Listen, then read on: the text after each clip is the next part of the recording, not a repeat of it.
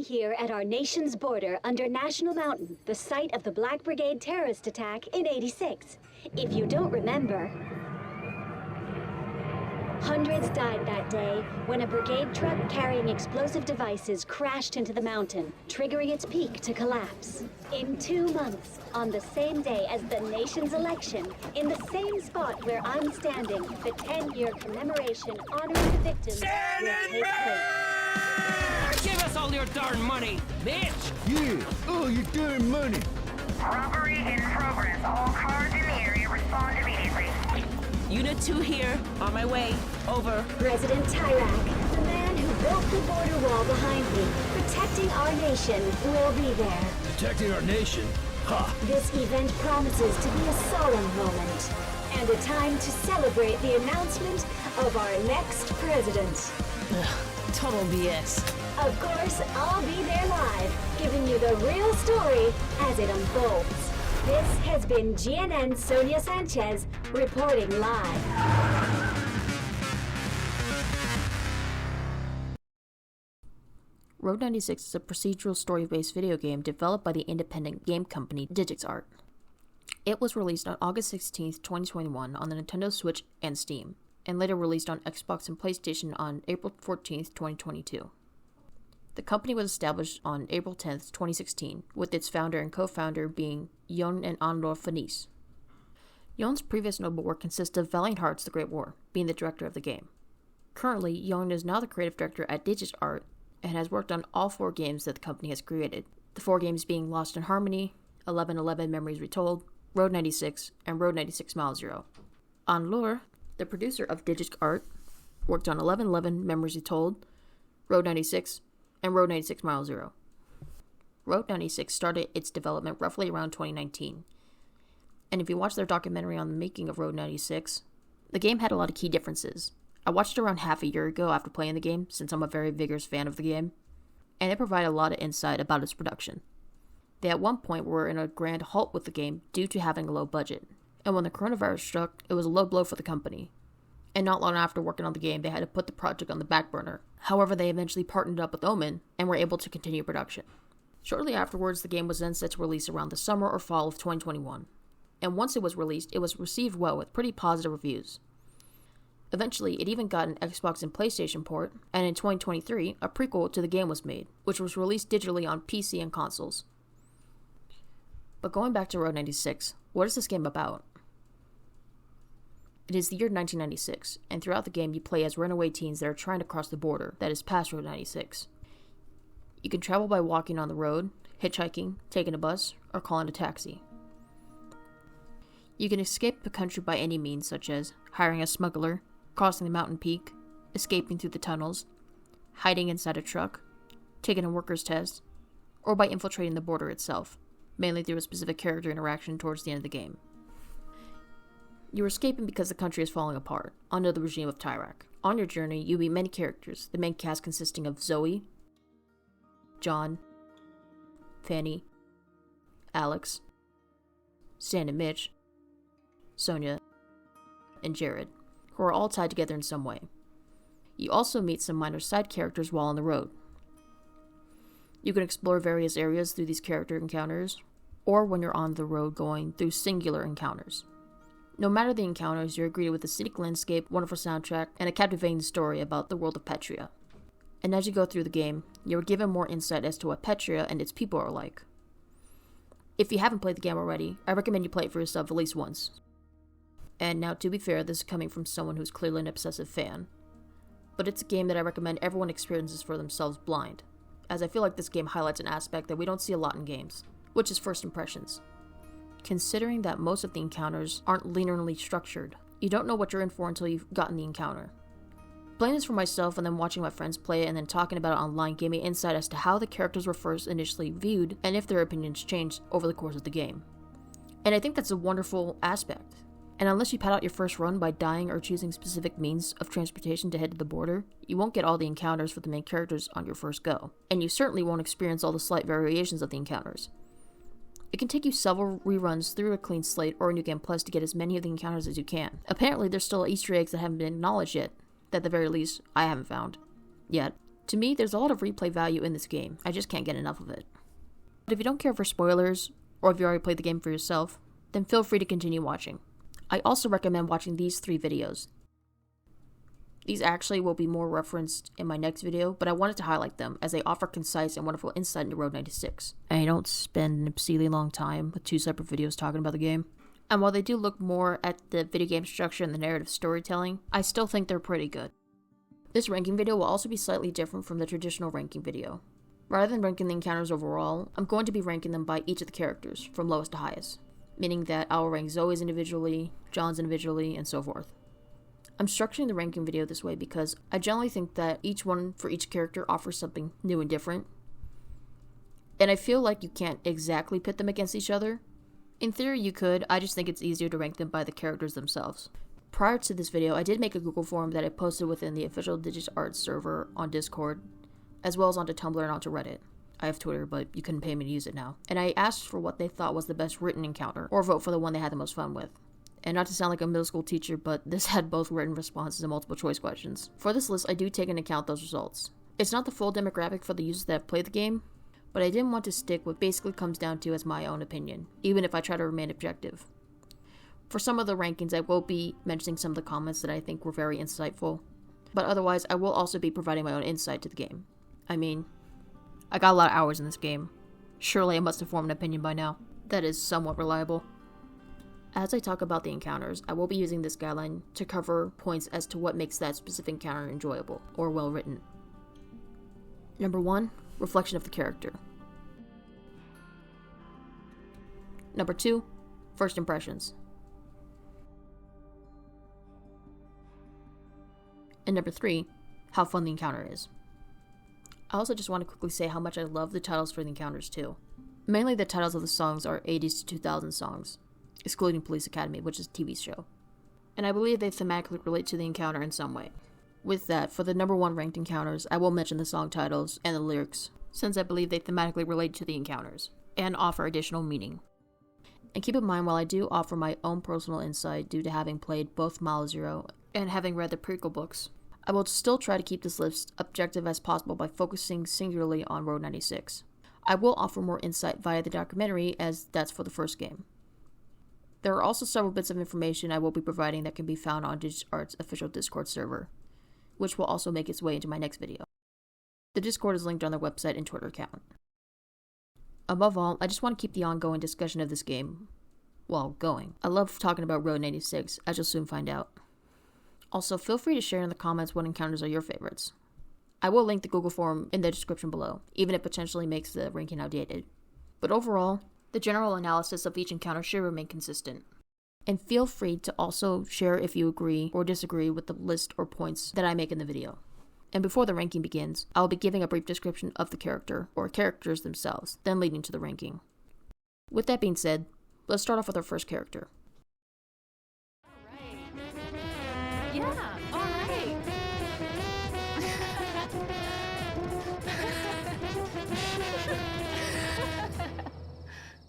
It's 3 in the morning!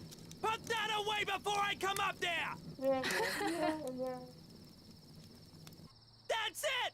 Both of you are gone by sunrise! Understand me? And don't come back! Ever! Oh man, that was great. Zoe Moeller is an 18-year-old teen running away from her father, who is the Minister of Oil, under the guise of a summer road trip. She is rebellious, albeit sheltered. Preferring not to get into politics, her main goal is to get to the border to escape Petria, much like yourself.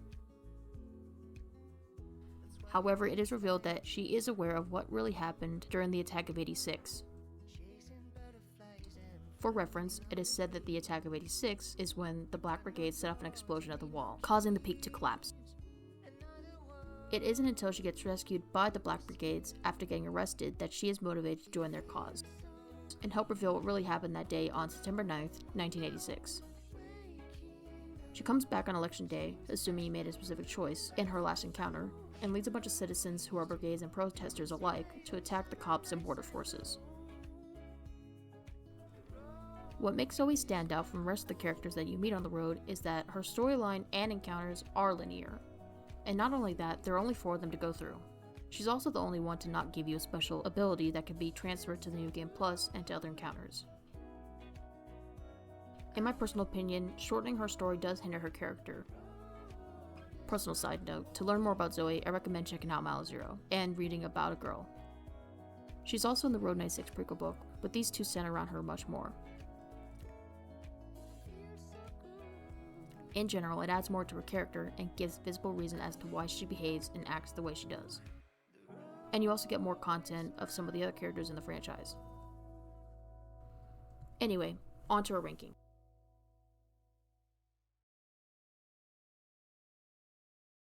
Number 4, Firestarter.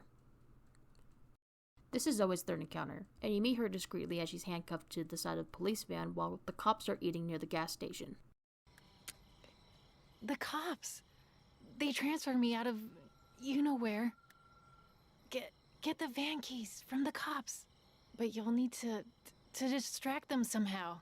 Then come back here. Thank you. After talking to her, you then have to help her escape by causing a distraction via a fire or through breaking or hacking the telephone pole. To where you then loop around the gas station as they're distracted to grab the keys for the van to grab the keys for the handcuffs that are inside the van. Whether or not you're slow doesn't matter, as the cops still catch you and throw you and Zoe into the locked van. I didn't mean for this to happen. You gotta believe me.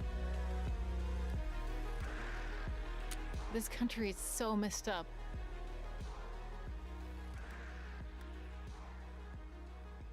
I'll go back to my father. To jail, and possibly... I'll get my dad to save you. I'll say... I don't know what I'll say. Look, maybe you should rest. You'll feel better. Just try to get some sleep. And when you wake up, I'll know what to do. Okay?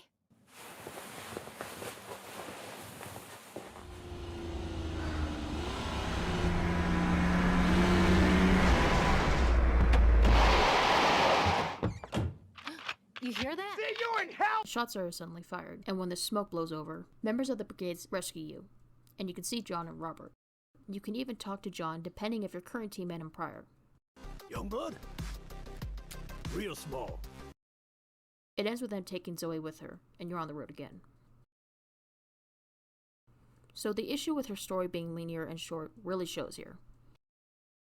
Because of the short time frame, we don't get a lot of player agency from Zoe's encounters.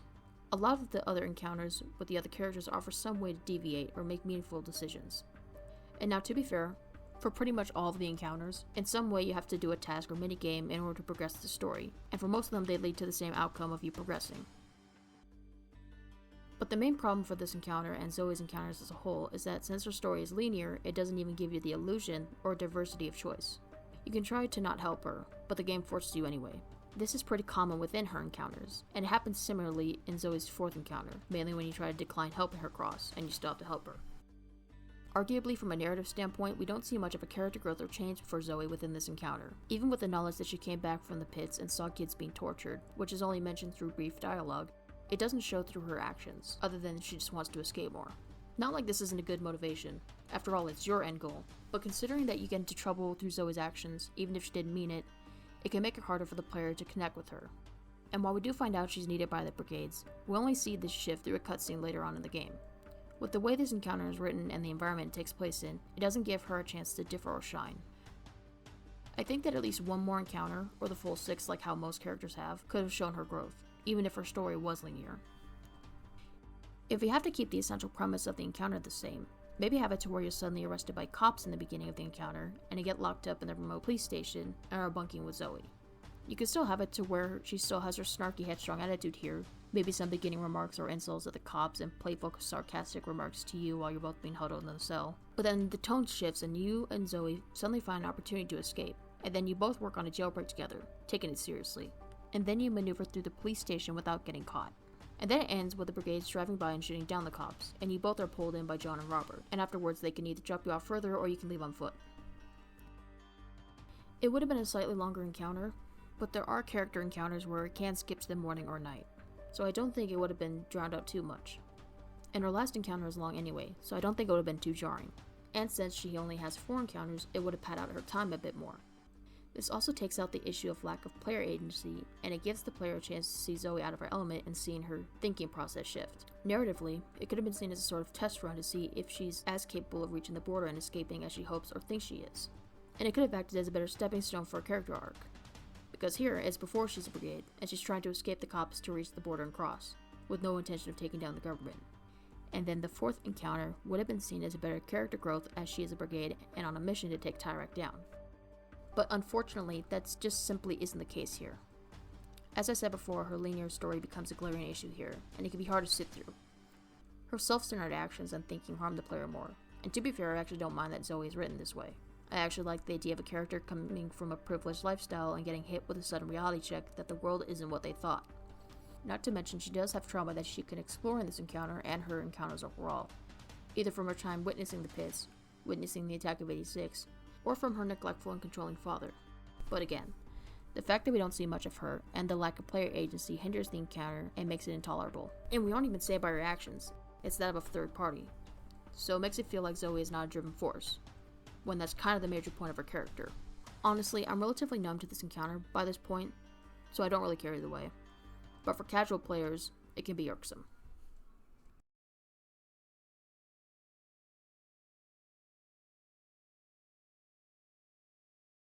Number 3. No concession. This is her second encounter within the game, where you and her are riding in a van with Anne and Jeff as they briefly discuss politics. So, you're one of us, aren't you? I knew you were a crosser, like me. I can smell it on you, literally. Let's talk about something else then. Think they know what we're really up to? Yeah, they seem kind of with it for adults. So, I got an idea. Let's play this game I found and listen to some music. Here, take my Walkman. You play Connect 4, and her AI is fucking insane in the game by the way, and bond over being on the road. This is where you learn that Zoe's father is the Minister of Oil. Keep it down. Did you kids say something? Just that you have a great van? Hey kids, Uh-oh, good luck. can I ask you something? I was wondering, would you say you're political? No, not really. What about you? But you're leaving because Petria has problems. And please don't deny you are. Jeff, an undercover agent. What? I could be an undercover agent. Anyway, because you are leaving, you two are political, at least according to me. So since you are Jeff! almost done, what are you gonna do to change this place? It could work. I'm not sure. The system might be broken. What's certain is that it's the youth who are going to make change happen. If it happens at all. Finally, we agree on something. After talking with Jeff and Anne about politics, you are then soon pulled over by road control. He questions whether you're a missing teen, and asks to see your paper and Zoe's, if the option is prompted. Sir, are you? Wait, what? And what about your little friend here? She the daughter of anyone?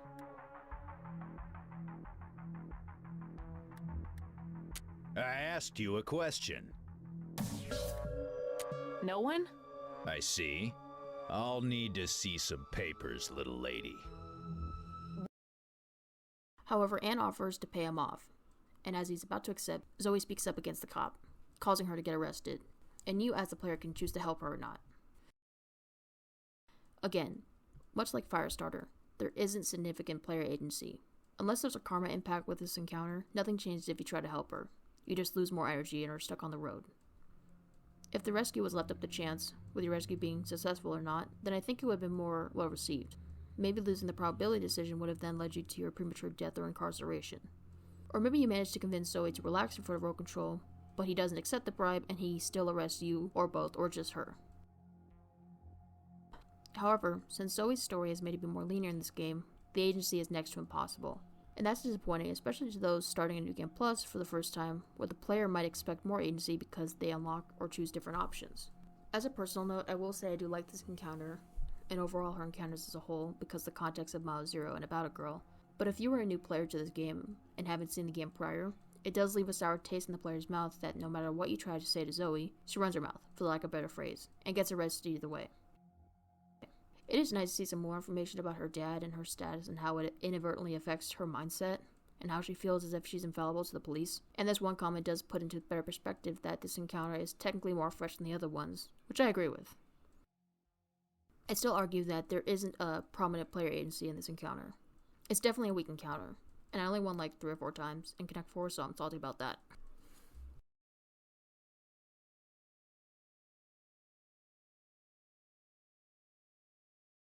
Number 2, Road 96.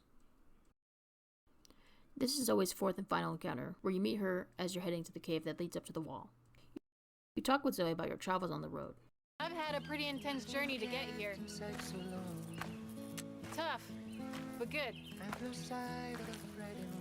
All I'll say is, after everything, I'm a different person, and that's good.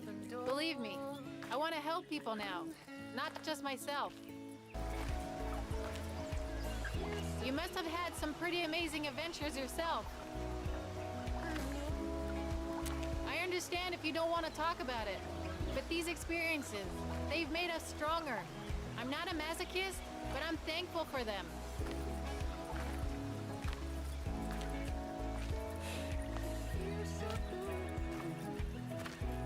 The cave should be just up there. Again, I think. Follow me!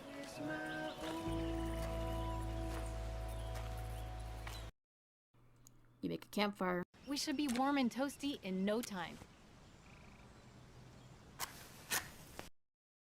And learn of Zoe's plan to leak the documents that revealed that the current President Tyrek, and her father were responsible for the peak collapse in '86 and how they pinned it on the brigades. Tyrek did it. Mount National was rigged with explosives to prevent avalanches, like every other year. When the brigades tried to take Tyrek out, he triggered the explosion. He believed there were brigades in the crowd, and there were. He wanted to kill them, even if it meant killing other people too. I know.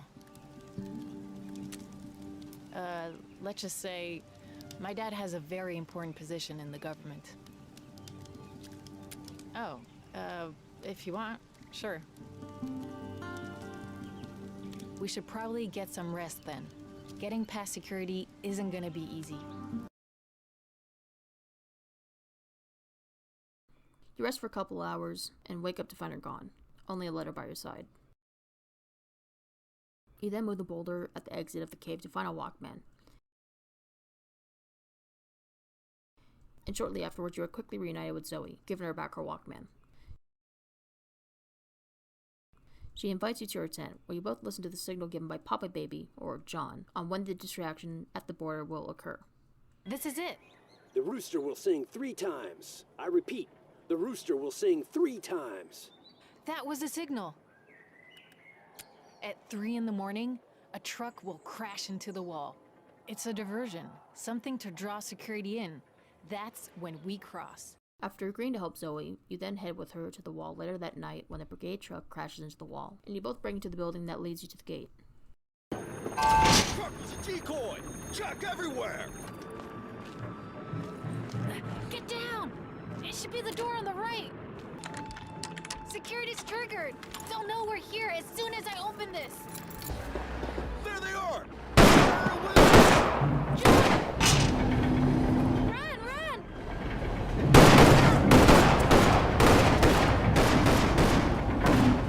Ah! Zoe suddenly gets shot, knocking her down. Reach! Go, go! And then you have the choice to save her or to flee.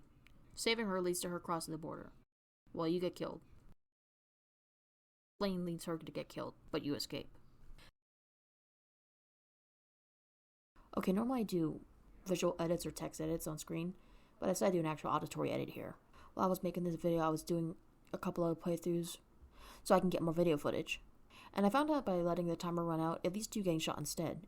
And here, basically the inverse happens, where you ask Zoe to save you or to leave you.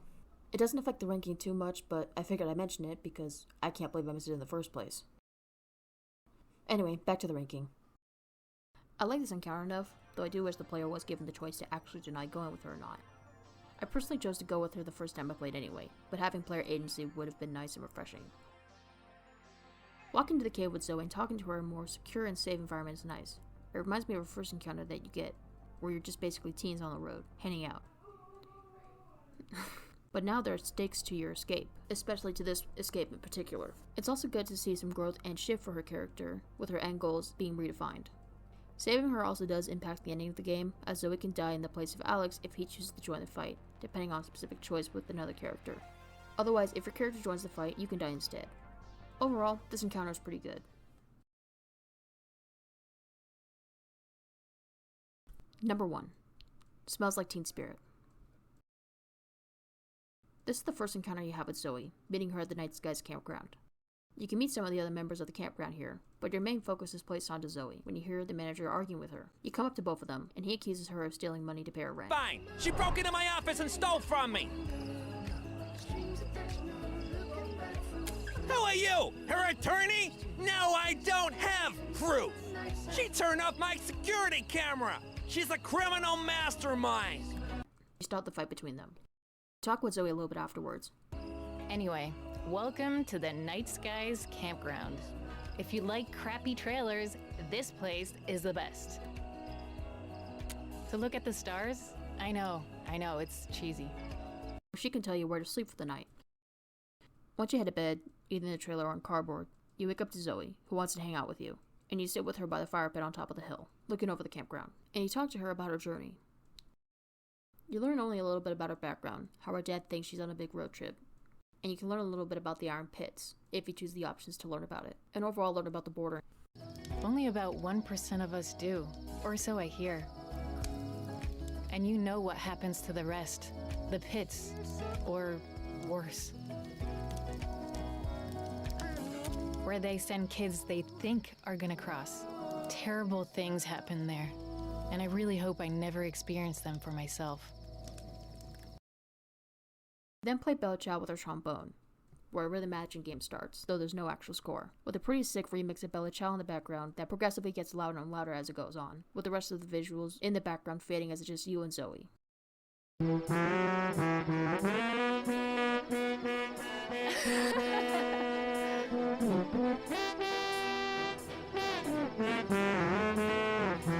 faster.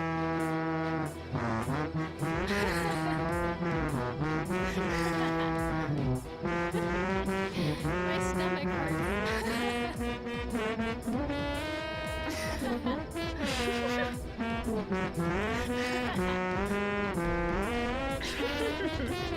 All right.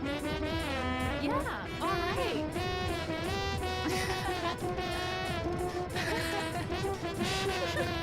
As the music comes to the head, the manager yells at you. It's 3 in the morning! Put that away before I come up there! That's it! Both of you are gone by sunrise! Understand me? And don't come back! Ever! And you're both kicked out. Although you can't travel with her, she does offer a brief apology, wishes you good luck, and gives you a cassette tape if you don't have all the tapes yet already. This is a rather good encounter for Zoe, as it gives a nice introduction with what I think is a fitting encounter title to her character, and it honestly gives you a strong idea as to what to expect from the game itself. This was my second encounter for the game when I saw the title, and I was like, huh, that's neat, it's named after a song. And was pleasantly surprised to see that it's the case with most of the encounters. This particular song is from Nirvana. You know, we do feel stupid and contagious in this encounter. And the song does have some vague association with rebellion, which is fitting for Zoe. Most often, this is one of the few first encounters you can get within the first team, which is good for new players who haven't seen spoilers to the game. The song The Road, which is Zoe's theme, fits fairly well here. It plays in 3 of her encounters, but I find it to be most fitting played here. But it is nice to hear it in the thematic sense in her final encounter. This encounter encapsulates her character pretty well. a teen who's got some sass, but definitely some hidden trauma and secrets within her. And if I were to think of a road trip, staying at a campground and seeing some of its residents is probably what I would think of. The desert landscape, which is what you often get for this encounter, though it is possible to get in the woods, kinda hits more for me personally speaking. Also, as a heads up, every time you see a soccer ball in any encounter, you can always find a way to use it in some way to cause something to happen or to unlock something. Not to mention, this encounter has got one of the best side characters in the game, Dancing Carl, this absolute mad lad that nobody can dance with. Absolute top tier character. Overall, it's a solid introduction to Zoe and to the world of Petria itself. You can also gain some insight on the political world within Road 96, and are technically introduced to another character that you meet on the road, which leads us to our next character. Hell yeah! This here's some of Rock's tastiest cream!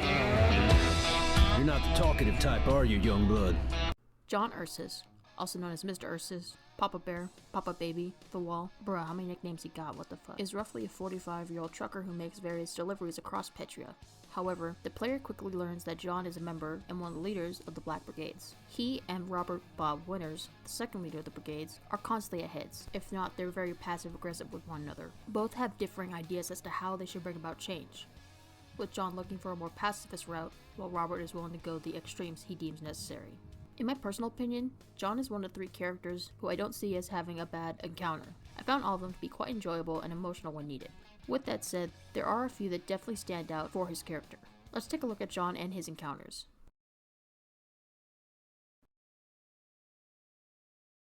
Number 6. The Passenger. In this encounter, you're driving along the road when you see a broken down truck, or Mr. Grizzly, and John's standing on the side of the road.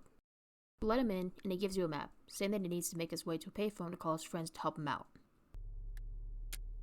Get me to a phone, and there's some dough in it for you.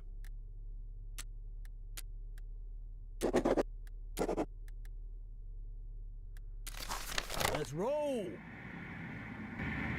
So, young blood, where were you headed before picking me up? Nothing like driving to just clear the mind, is there? But driving a stolen car must be a little stressful. You spend some time with John on the road as he progressively gets anxious as you drive further. You play a little minigame where you work around the map trying to find a working payphone. As you finally get to one that works, you hear him talking to Robert. Be quick. Hello, Robert? Yeah, we have a problem. The truck broke down. Yeah, right there. Yeah, the transmitter's all right. Right. Yeah. Fine. I'll be there.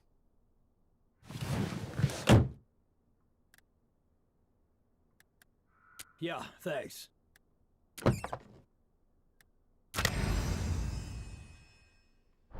And afterwards, you can then question him about the transmitter and Robert, but only if you're lucky. I did? I mean, no, I didn't. I know you heard some things, but it's best if you forget them.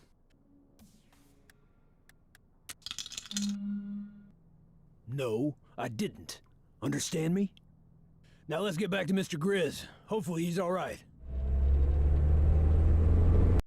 Afterwards, you then take him back to his truck, and you can make a little remark if you have the cleverness ability about the truck, and then you part ways. I honestly don't really have that much to say about this encounter, mainly because it feels smaller in comparison to the other ones. Driving around with John and hearing his remarks are fun, and honestly the minigame actually kind of stands out in a way that's different from the other encounters where you pick up the characters. One comment does say that it does give subtle characterization to John and his temper, which I can appreciate too. But overall with his encounters, this is definitely the weakest one.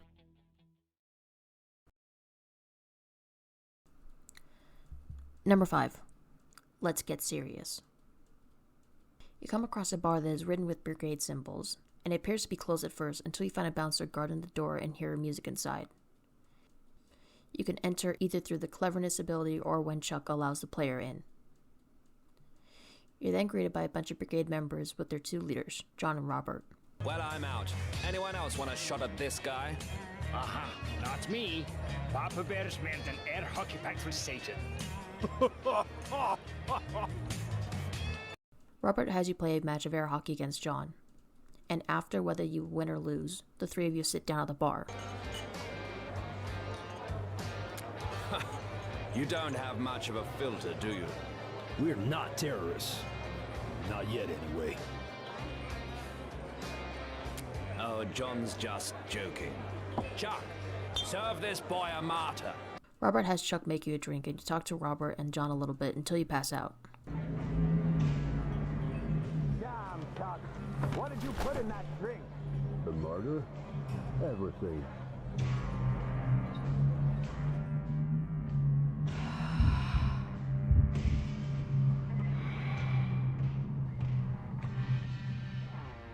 Kid, wake up. Wake up.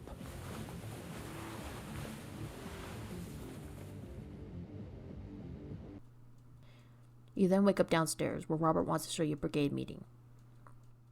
Depending on when you get this encounter, you can hear about how Zoe has shared the information about the true events of the attack, and how it was caused by the explosives that Tyrek had detonated. You also hear about a plan to rig a Tyrek billboard, or the aftermath depending if you get that encounter first. You then see John get combative with Robert, and depending if you've gotten his encounter too young to die beforehand, and have gotten Alex to step away from the bomb and Robert, he comments on this and accuses John of not being for the brigades anymore. Overall, you see the divide between John and half of the brigades and what they currently stand for.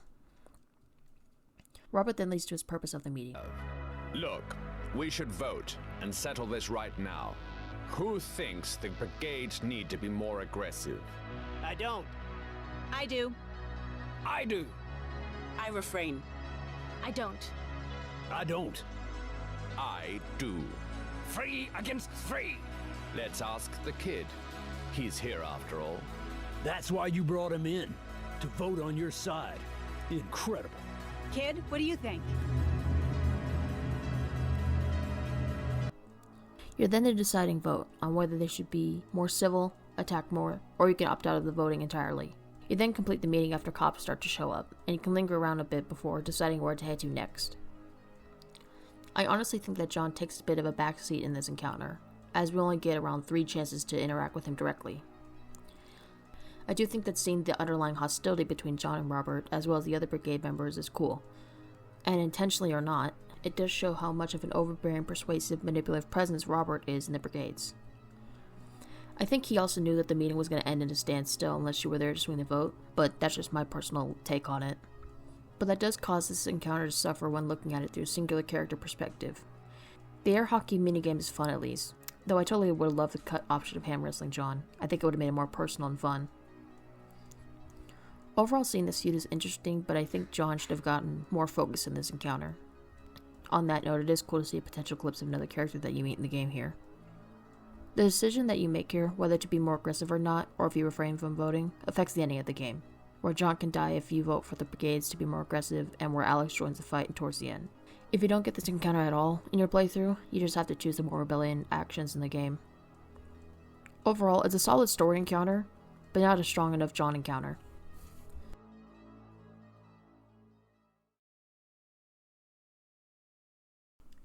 Number 4. Too Young to Die. In this encounter, you find yourself at a rest stop, and you hear a loud argument occurring between John and Robert over the phone. What you did is unforgivable. Are you for real? Are you for real? Go away, young blood. That's Big John. I heard things about him. Shady things. After talking to the owner, you can listen in on John's conversation, and you learn that Robert asked one of the recruiters, Alex, to make a bomb, and that John was out of the loop of this decision between Robert and the other brigades. He frantically calls Alex, trying to dissuade him from building the bomb, with no success. Please, listen! Hello? Hello? Oh, God damn it! Ah! Ah! What are you looking at?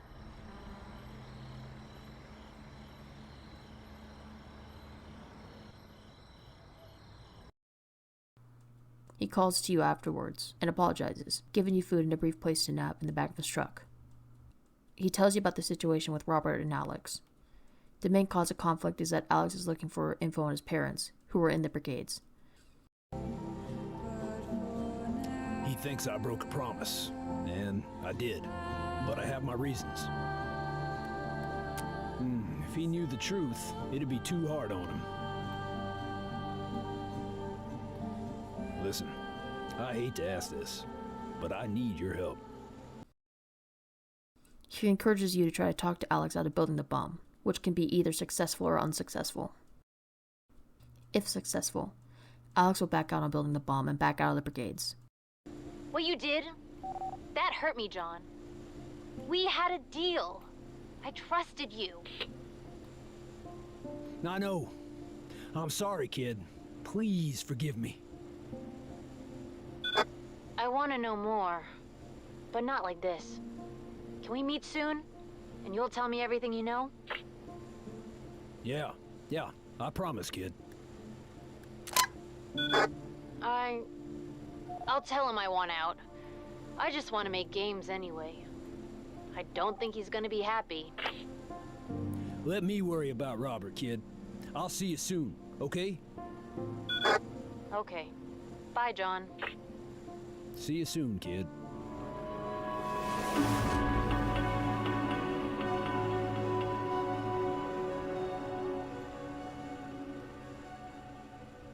Thank you, young blood. He's safe now, thanks to you. If not, then he will still continue to build the bomb. What you did? That hurt me, John. Oh, I'm so sorry, Alex. I really am. I want to know more. But not from you. I'll ask Robert. Please, Alex! No! Damn it, damn it, damn it!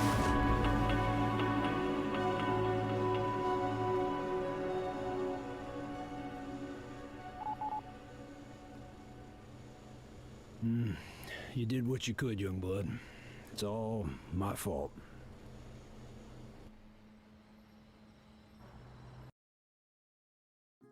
At the time of this recording, this encounter was tied with Let's Get Serious and The Passenger. But honestly, I find this to be a better encounter between the two. Depending on the encounters that you've gotten with John and Alex and learning about their story, it hits a lot more because you understand the struggles that they're both going through. It's genuinely upsetting to see Alex be manipulated into building the bomb for the brigades, and it shows John's inner turmoil of him not wanting Alex to end up like his parents. So it's part of the reason why he withholds the information. And I assume that Robert is likely ordering John to not tell him some bits to keep Alex in the brigades longer.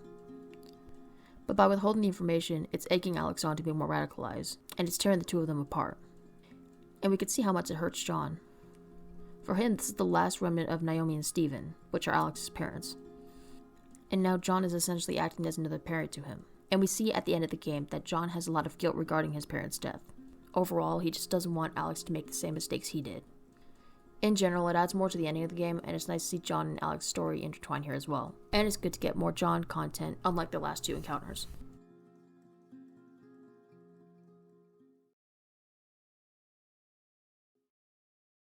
Number 3. Blame it on the rain. You're picked up by John in his truck while it's raining, and you notice how tired he is from being on the road. He's doing his best to keep himself awake by making conversation with you. Thanks. Last good night's sleep I had was the day I played soccer with that kid. But I don't know why I'm telling you all that.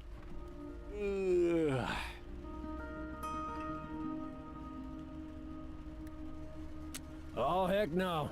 Mr. Grizzly can't drive himself now, can he? But let's have a little chat. You start. Eventually, though, he falls asleep on the wheel, but you manage to wake him up either through the radio or by rolling down the window. God damn, this old line's tired. Oh, I'll be okay. My acupuncturist says I got large chi reserves below my spine. Well, I'll just tap into those and...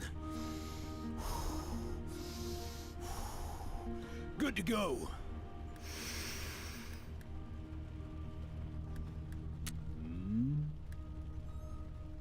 That's a no, all right.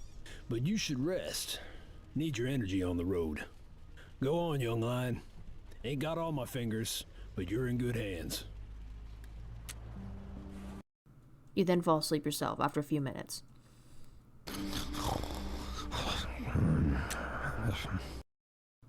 You wake him up by pressing a button underneath his seat. I should, yeah. But you gotta get this cargo somewhere fast. Only one solution. You gotta make me an Omen Vitality. Get in the back. I'll explain. He finally tells you to get further back in the truck to make his drink, the Omen Vitality, which he plans to drink to keep himself awake.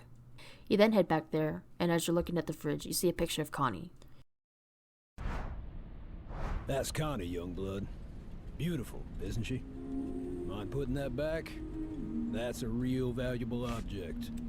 Pains me to say this, but Connie's no longer with us. She passed away 10 years ago, when the peak collapsed. That's how I lost these fingers, trying to get to her under the fallen rocks. But the truth is, I'd have given my whole arm, my whole life to save her. She was the wind in my sails. And I'll miss her for the rest of my days. Now I really need that drink. Appreciate that. I do. Attempting to shift the mood back, he plays loud music, and you find the recipe. You then play a quick minigame of moving the pieces around to get the ingredients of the drink, and you make up the drink for him. You then get back to the front of the truck, and you get a sip of it too. This makes you unlock his special ability, which unlocks the 2 energy bars, and gives them opportunities to break locks or access different choices and locations. Honestly, this is a nice encounter. I like how it starts off very mellow, but then it gets concerning as he falls asleep. This encounter is also a nice way to learn more about his backstory. The soundtrack piece Raindrops on the Car Window is a lovely soundtrack to listen to, as well as Her Name Was Connie that plays in the encounter as well. I say it captures the tiring feeling of driving on the road, and it hits with some nostalgia with long drives, especially when it's raining, and how tiring they can be. I especially love getting this encounter during the daytime, when you're traveling during a sunset or a sunrise. God, I love the lighting in this game. I love how it turns somber once John starts talking about his missing fingers and how he tried to save Connie. Then it turns into a more upbeat sequence, but it isn't forced. It honestly feels well balanced and it feels really natural. Not to mention the Omen Vitality is a very useful ability in the long run, in my opinion. Also, fun fact, originally the ability was called Super Bear, but the new name is in reference to the company Omen, considering they help fund the game. It's likely a subtle, not so subtle advertisement for the company. But either way, thanks for the aid, Omen. Anyway, it's a very sweet and good encounter for John.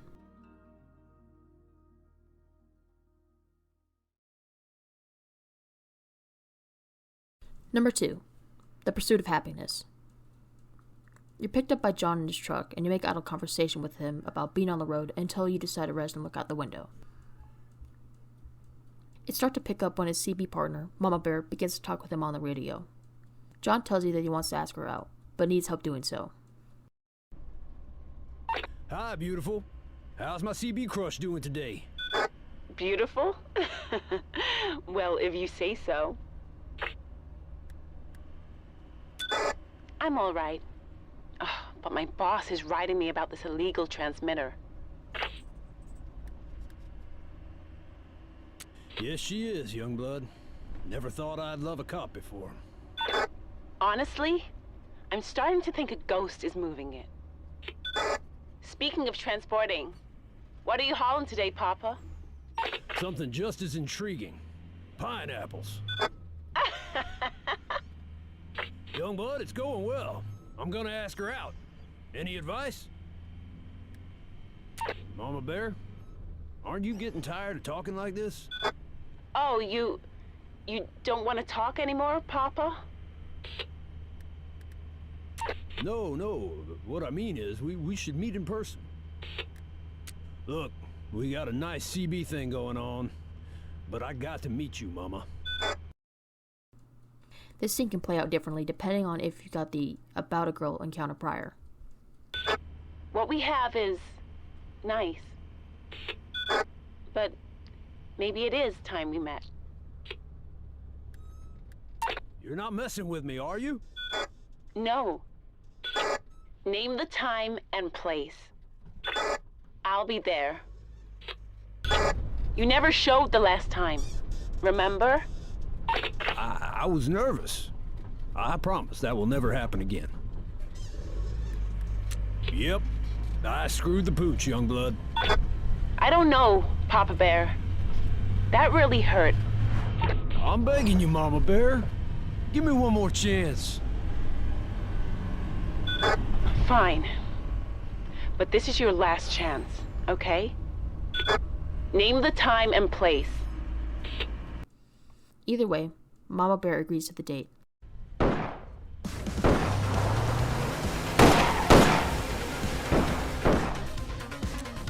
Road pilot, young blood. John makes you get into the way back of the truck to shoot at the car with a nail gun.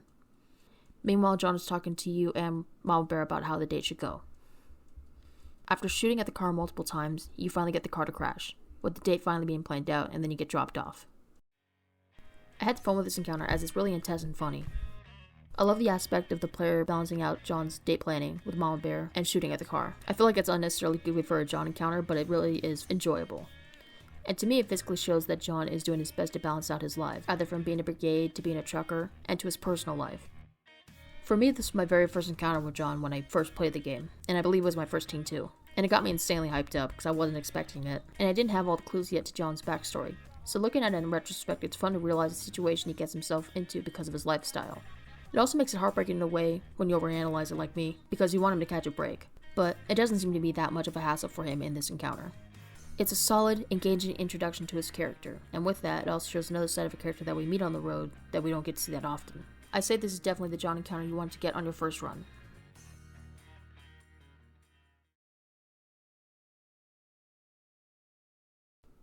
Number 1. About a Girl. You're walking along near craters and hills as you see John stumbling around away from his truck, clearly intoxicated. You overhear what he's saying and you attempt to talk to him. He finally tells you that he had a date with Mama Bear, but that because she's police, John decided not to show up to the date, getting wasted instead, saying that he couldn't show his face because he was a wanted criminal. He lifts you up over a rock, quickly eats shit, and then mentions another woman named Connie. Damn peak collapse. Took Connie away from me. Trying to lighten the mood, he then challenges you up to a race up the hill, which you can either win or lose. After getting to the top, you find a soccer ball and play a quick 5 rounds of soccer. Alright, young blood. You got 5 kicks. In high school, my nickname was The Wall. So you know. I want to see your best, young blood. Hell yeah! The Wall, baby! Some things never change. Like my ability to stop all soccer balls. You can also collect coins by hitting those cans. After you finish the match, you then sit down with John afterwards. He can talk about his situation with Mama Bear, if you pursue the conversation. I feel better now. It's just this whole thing with Mama Bear has brought up the past. And Connie. Well, Connie was the love of my life. But she died 10 years ago in the peak collapse. She was my everything, young blood. You should have seen her. Well, she was young and committed, like me. We were in the brigades together. And beautiful. So goddamn beautiful. Oh, I'll miss her for the rest of my days. Oh, she is. That voice, oof. And she's tough. Tougher than I'll ever be. But kind and funny, too. Well, maybe we are. But here's the kicker. She's Popo, young wolf. And I'm on the wrong side of the law. To make it work, things would have to change. I'd have to turn myself in. I'm a wanted man. Or she'd have to become a revolutionary. That it is, young blood. That it is. Shoot. I do. I really think I do. After offering him some advice, you then head on to the road to the border. This title is based on Nirvana's song About a Girl, which also works here. both in the sense that you're John's lending ear, and that looking at the literal lyrics, how John can't see Mama Bear or Connie every night. With Mama Bear, he only talks to her, and with Connie, how she's dead. Looking at the origin of the song, it's about a fractured relationship. In this sense, this applies to John and Mama Bear, with how him ditching the date most definitely ruined their relationship. Looking at this encounter, I really love seeing how torn he is with Mama Bear and by his past actions. I love the minigame playing soccer with John and racing up the hill. It feels like a genuine down-to-earth moment between you two, both in the sense of you two joking around and him being able to talk about his situation. He doesn't explicitly say his opinion about the brigades here, but it's very apparent that it cost him so much to having a normal life. He's at a crossroads here that, at the moment, has no clear answer, yet he's still going to try to do what he wants in his heart. Speaking of crossroads, I also love the symbolism in this encounter when you look onto the horizon and see the roads. Maybe it's just me, but it looks like the paths veer off in different directions. They could end up at the border, or they could be going in very different paths. While this reminds me of John and Connie's relationship, how they could meet up one day, this very much reflects John and Mama Bear's relationship. How they can end up together, or it can fall flat, and they could be separated, potentially in the worst way possible due to their identities. It's very emotional to get this encounter. Her name was Connie is a very beautiful piece to accompany it. Looking at some of the comments about this encounter, it shows how he's ready to move on, but will not forget about the ones he lost, because it made him the person he is today. It also builds on his character and shows how he messed up in his past. And you also see that he has a form of survivor's guilt, and now it's hindering him from moving on, along with Mama Bear being a cop. And while this submission didn't vote for About a Girl, they do mention how the moment is nice to take in and experience. I think it's a great introduction to his character, but I think it definitely hits a lot harder as you go through the game and get more of his encounters and learn about his story. Speaking of Mama Bear, let's go ahead and get into who she is. Hey, little young to pump gas, aren't you? Fanny Campbell is roughly a 35-year-old cop, and who we see is the adopted mother of Alex, who is also on the road. And while she doesn't actively look for him, she does try to keep in contact with him when he reaches out. Currently, she's mainly on the road, working on the brigade transmitter case, where she must locate the radio transmitter that broadcasts the radio station 191.9, as well as the person who's transporting it. And on the side, though we don't see much of it on her end, she does get minor comfort from the truck driver, her CB partner, Papa Bear, and she doesn't realize that they are both one and the same person. We see that even though she tries to do her duty, she can act compassionate towards the player, and is torn by the corrupt system she works in. And while she does try to help the player and wants what's best for them as much as she can, she won't stop the corruption outright on her end, for fear of losing her job, which she's only keeping for Alex's sake. I really like Fanny, but I personally wish that her character had a bit more nuance, and that her struggle was portrayed more thoroughly. There are some notable instances where she can be against the player too, but I still like what they're trying to do with her. However, a few of her encounters fall flat. Like, really flat. So let's get into the lowest ranking one.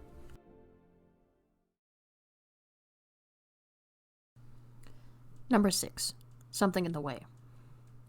You picked up by Fanny in her police cruiser, along with another team that she picked up earlier. You unfortunately can't use the Gov Pass here, so you're stuck in the ride.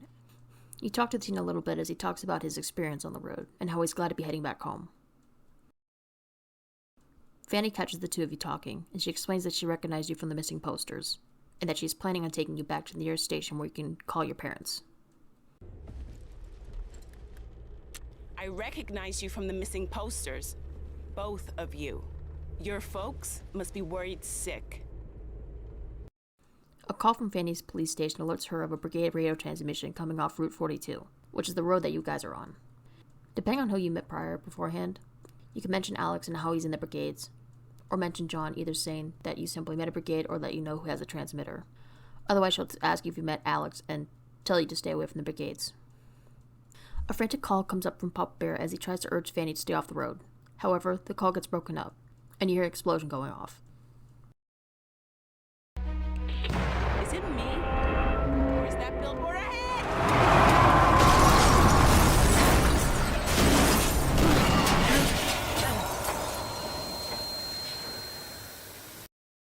You wake up before the cops get there, and you pull yourself out.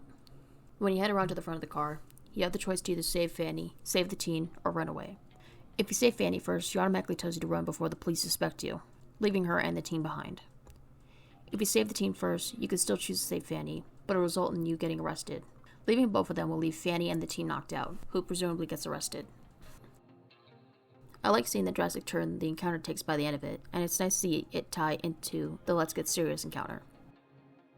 I also like that Fanny tries to warn you about not talking about crossing the border. I don't think she's unaware that most, if not all, teens on the road are trying to reach the border, but until she hears it explicitly said, she can't arrest you for that. This rule technically gets broken in another encounter, which I'll mention later.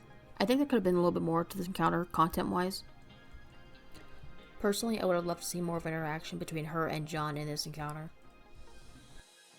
We get to see it from John's end, but not hers. If not in another encounter, then maybe in this one, as I think it would have been a great way to mirror the pursuit of happiness.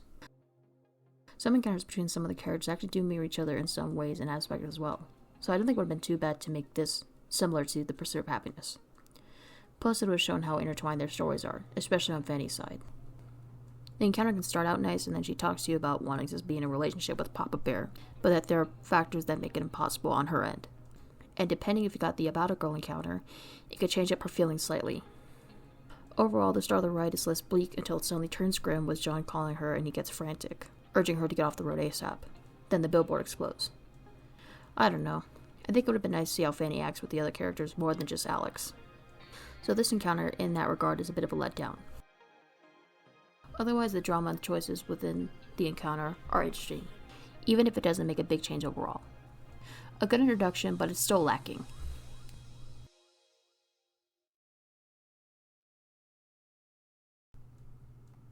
Number 5. Stress.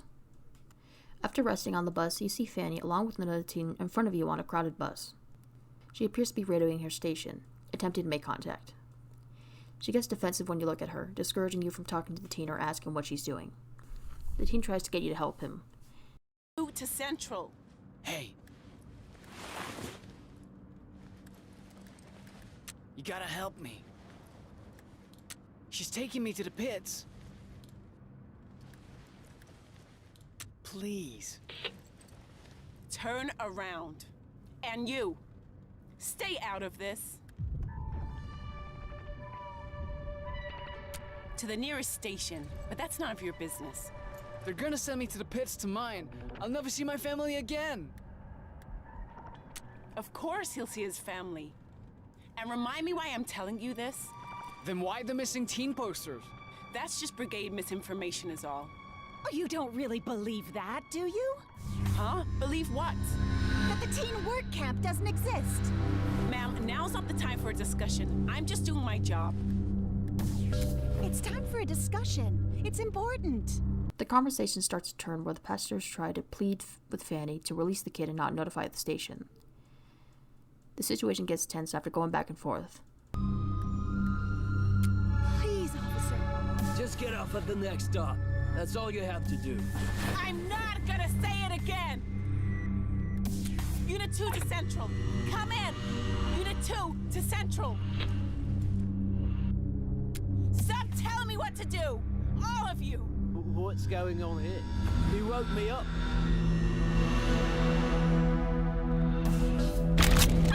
Whoa, whoa, take it easy. You've crossed the line! Unit 2, this is Central. Everything okay? Over? Her station is able to get a hold of her by the end of the encounter. And whether you're fully on Fanny's side or on the teen's side, or even remain neutral, if the stress bar is over half full by the end of the encounter, then the kid will be arrested, with both of them leaving the bus. Otherwise, as long as you keep it under, Fanny will leave the bus, either way leaving the bus in a distraught state as you choose to leave or stay. Yeah, not a good introduction to Fanny. To be honest, I think this is the only really bad encounter Fanny has, in terms of her character. I would rank this lower personally instead of something in the way, but I do see some appeal in this encounter, especially going off some of the submissions. For instance, you do get a chance to save the teen, which is similar to something in the way, but there's more intensity as you have to actively make the correct choices to save the teen. It adds pressure in the encounter, and it does highlight Fanny's maternal instincts, as it acts as a sort of stepping stone to her realizing that the crime of trying to leave the country isn't as serious as the punishment. And I do think that it's prevalent within her expressions and emotions that she knows what is happening is wrong, as you do get that insight later on at the end of the game in one of the endings.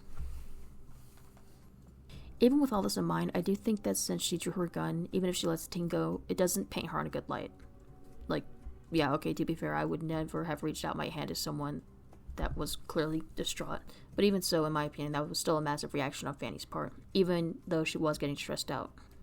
I think it's worth noting that the timing of the game's release didn't exactly help since police brutality was being acknowledged by the media more and more. It's generally not a favorable introduction to her character, especially if you want players to sympathize with her and her struggles.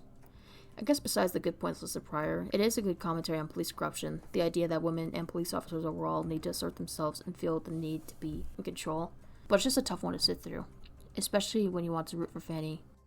Like my first encounter with Fanny was Sweet Dreams, and that was such a stark difference compared to this. My friend got this as his first encounter to Fanny, and he agreed after getting a few more of her encounters, and even after this encounter, that this wasn't it. I think at the very least she could have just not pulled out the gun, because that just really seals the deal of her escalating the situation. Maybe her pulling out the gun would be if her stress meter was nearly full before the person reached out to her, and instead of her pulling out the gun, it is because the central being on the radio. I also hesitate to say this as I'm not black, but I think it does add into the racial stereotype of black women being assertive, as well as loud and angry. As a whole, we do see her in encounters being an authoritative figure, but that can likely be chalked up to her just being a cop. And in defense of her assertive attitude, we do see her being undermined in both the prequel book, Mile Zero, and Sweet Dreams, along with some general dialogue. And we get the idea that she isn't respected, likely due to being both black and a woman in the 90s in a mainly dominated workforce, which likely aided into her stress to suddenly pull out a gun. But besides the sexist aspect, I can't add on to the black commentary. If anyone who's black or African American can add on to this in the comments, please do. Number 4. Police Academy. You're driving on the road, listening to a little bit of the Sonya show, as you decide to speed up.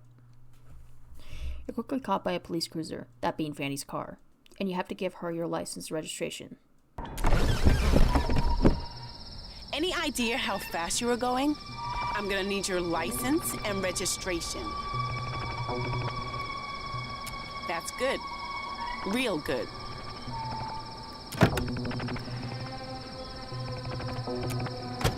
Like I asked, your license and registration.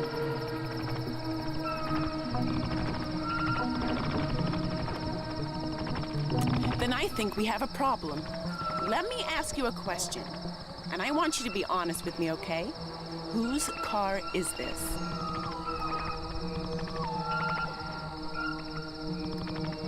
And yet, you have no proof of that, do you?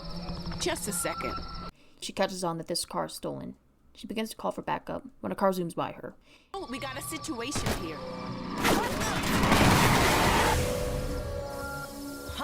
These brigades think they're gonna take me down? Flora, Peach Fuzz. I got news for them. When you go for the queen, you better not miss.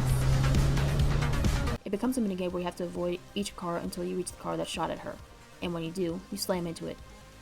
Throughout this minigame, there's a chance of damaging the car too much to where you crash it entirely and you lose them.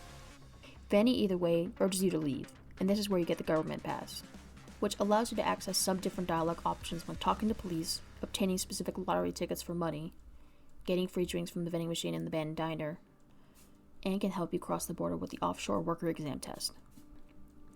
You then drive off, either a few feet before stopping or continuously to your next encounter. Honestly, Fanny still has a headstrong attitude towards the player, but I don't see it as bad here. There's honestly some pretty funny line deliveries as well. Roll down your window. Roll your window down, now! Kid, I'm this close to throwing up on you. Bartholomew Vanderbilt. Really? You're 42 years old? Then you gotta tell me your beauty secrets. You might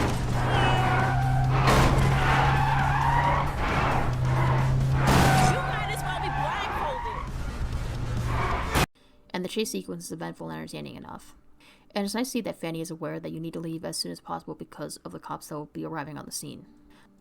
I really like it when it's obvious to Fanny that she should arrest you, yet she lets you go. I do think it's done better in other encounters. Still, it's entertaining enough and engages the player. And overall, it's a good introduction to Fanny.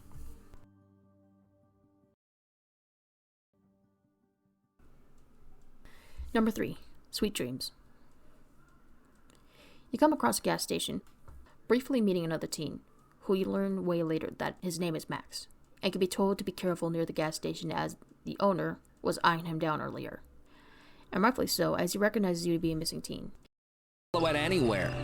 Better call the cops. Make sure you're not missing. I am. See that pump?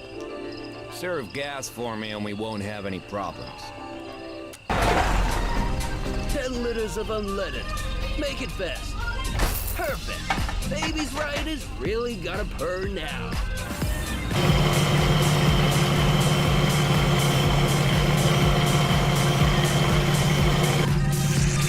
He's ramming my car! You go through a couple of cars before the teen comes back up to you. The owner yells at the kid, claiming him to be a teen crossing. I know what you're up to. Trying to leave the country. Border crossers. Tyrek is right to do to you what he does. Oh, look who's pulling in. You see a cop car pull up, and as Max runs away, you meet Fanny. After you fill up Fanny's car, you see a police van pull up.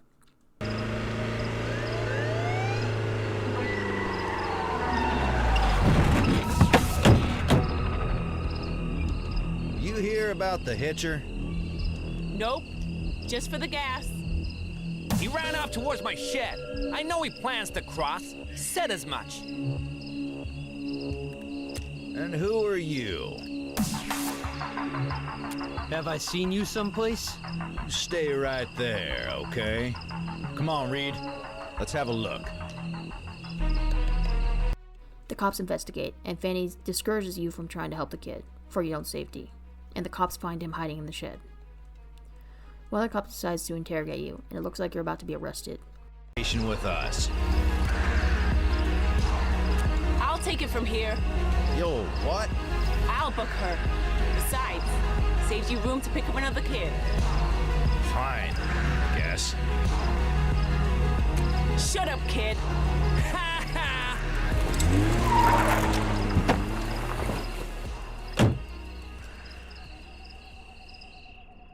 Once you get into the car, she tells you you're free to go, and she apologizes for yelling at you, and apologizes about Max. I really love seeing the dynamic here between her and the other cop, in that there's blatantly disrespect towards her. This is a good way to show how she has to constantly assert herself to play her role, and it's miles better as an encounter that sets her up to be a cop who's questioning the system. She really does want to keep the teens she meets safe as much as she can, and it sets up the seeds better that she hasn't wanted to do her job for a while and is aware of the corruption. Yet she still won't do the bigger actions of telling the cops off or stopping it right then and there. Also, this minigame is fun, and while I purposely get everything correct, it's funny messing up the orders for gas. Also, fuck that gas station guy, I conned his ass out of the money I was owed. And Max, my boy, you will forever be famous. I will protect this kid with my life. Max and Dancing Carl are the top tier characters. Overall, it's a good introduction to Fanny's character, shows the police corruption very well, and has the right amount of intensity, with a fun minigame.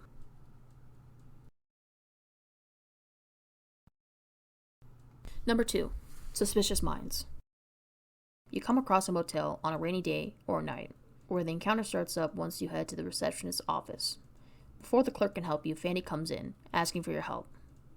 You then head into her room where she's temporarily staying. I'm on the trail of the brigade transmitter. Heard about it? I believe the person moving it frequents this motel. In fact, I think he or she was here last Sunday. Good question. The guests here don't talk to cops. Truth is, I think some of them are brigades. I don't know exactly. Maybe the clerk back there. I knew I could count on you, kid. Everything you need is on the wall. Take it. Here's how it's gonna work. Those are sketches of the perp we think is moving the transmitter. Talk to the guests and scribble out the ones that don't match. Come back when you've narrowed them down. Got it?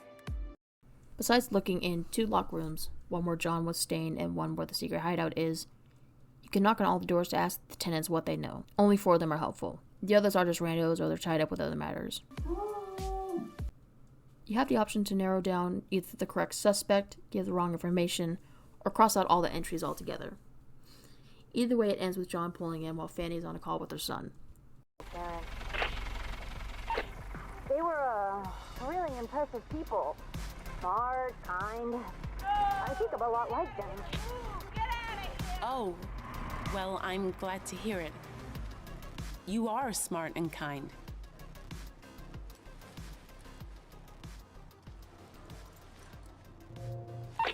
Look, I gotta go.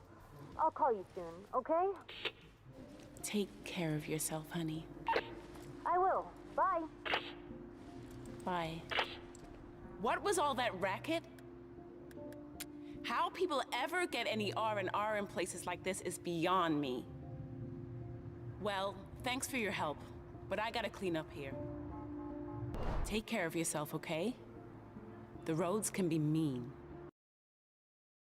You then have the option to stay there and rest for a bit or leave right away. I played through this game a lot, and I've gone through runs where I ratatouille John's ass to the police, both early on and with the last teen. And it doesn't change John's encounters or anything else, besides the ending where Fanny recognizes him. I think if it had added additional content to John's encounters, where he makes comments or maybe it drastically changes his encounters, then it would have had more of an impact. Like in the Too Young to Die encounter, when he's convincing Alex to not build a bomb. Maybe you're given a time limit because the cops have finally been called on John with that truck stop, because his posters are everywhere. So you either run out of time changing Alex's mind, putting him and John at a standstill, or you risk making the wrong choices to get Alex away from the bomb. So I think there's missed potential with that. I should also point this out by now that even though I've offered ideas to change up the weaker encounters, I'm not trying to gripe or hate on what we currently have. I'm mainly using them to address personal criticisms. Don't worry, Digits Art, I love the game and the work you put into it. Anyway, this encounter does a good job at balancing out both Fanny and Alex's story, while also intertwining hers and John's story. Looking at this comment, it also feels like such a lively environment, which we don't get a lot in this game. Sure, the main focus is supposed to be on the main 7 characters you meet, but it's nice to see how different they stand out among the crowd. Technically, they each get at least one encounter where it's set in a public setting, but I don't know. It's nice to see that there's more people in the world of Petria and how they have an impact on their surroundings. This encounter is a good look at that aspect, since the motel clerk becomes apprehensive when she's there, and none of the guests wants to talk to her because she's a cop. But still, the environment is neat, and the atmosphere is cool. Plus, you get a reference to another character and his actions with the person being tied up in the room upstairs. Unrelated, but there's apparently a secret that is yet to be pointed out or shared. Cam, a developer of this game, mentions some of the parameters to get it, which is to get the encounter at night and in the forest section of the world, but there are a few other factors to it as well. It's a minor thing apparently, but generally I do not know what it is, and it kills me every time when I haven't gotten it in my runs, despite my hours. Even if it's not a big deal, it is to me. Overall, it establishes Fanny's goal and shows a nice sentimental moment for her and her son, even if it is small. It offers some good intrigue and mystery, mainly for the beginner players, but otherwise remains consistently enjoyable throughout multiple runs of the game. Number 1. Infinity. You're walking down a barren road, and in the distance you see a police car with Fanny outside. You can try to sneak past her, but she'll see you anyway and arrest you. Get back here, kid! You're under arrest! You can also try to talk to her directly, and depending on the dialogue options you choose, you will be placed under arrest, as she knows you're trying to cross the border. You changing the subject on me? Well, if you got any advice, I guess it wouldn't hurt to hear it. A walk? With that backpack, Peach Fuzz? Tell me the truth.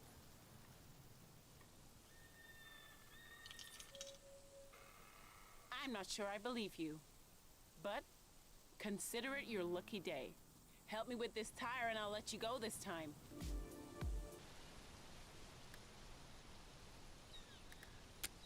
I can't believe you just told me that. Now, come here. You know attempted border crossing is illegal. You're under arrest.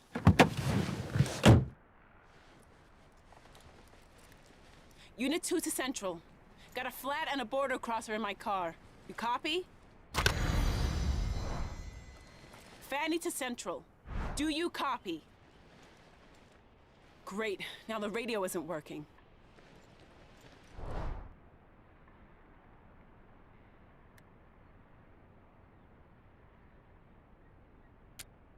Be thankful you're not, okay? And keep that trap shut. Oh, come on! What do you know? You don't know the half of it. Fine. What do I have to lose?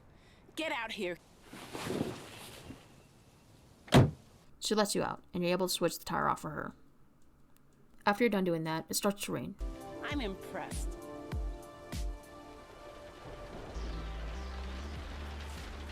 Just my luck. Come on, follow me.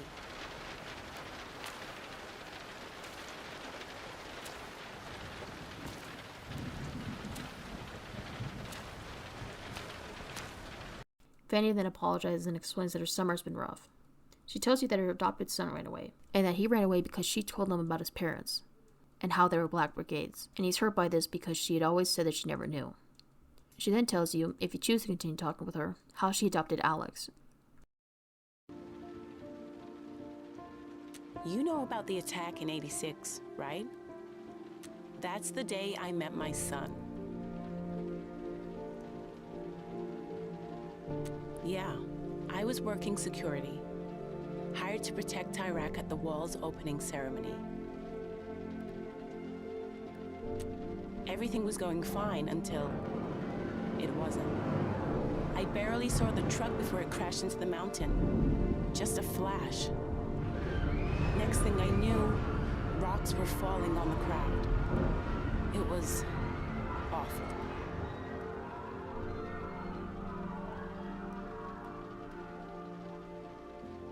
You have no idea. The screams. Everything was just so terrible. At some point, I looked down and there was my son, silent, covered in dust, looking up at me. Maybe I shouldn't have, but I picked him up and brought him home with me. I just had to make sure he was going to be safe. I had to. I looked in the papers for months after, searched the missing children reports every day. There was nothing. It's not unusual for brigades to cut ties with family. Truth is, I think they're dead, kid. Killed by those rocks. What other explanation is there? I guess I deserve all this. I kept the truth from my baby.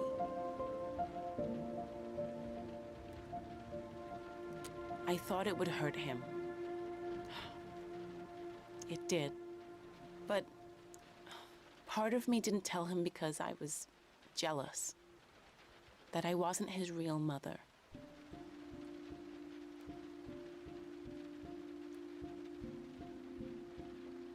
Yes, and he's only 14. He's smart, but naive. Soon afterwards, she gets a call back from Central, and she lets you go, saying that you should go home to your parents. You then continue on your journey to the border. Everything just hits right with this encounter.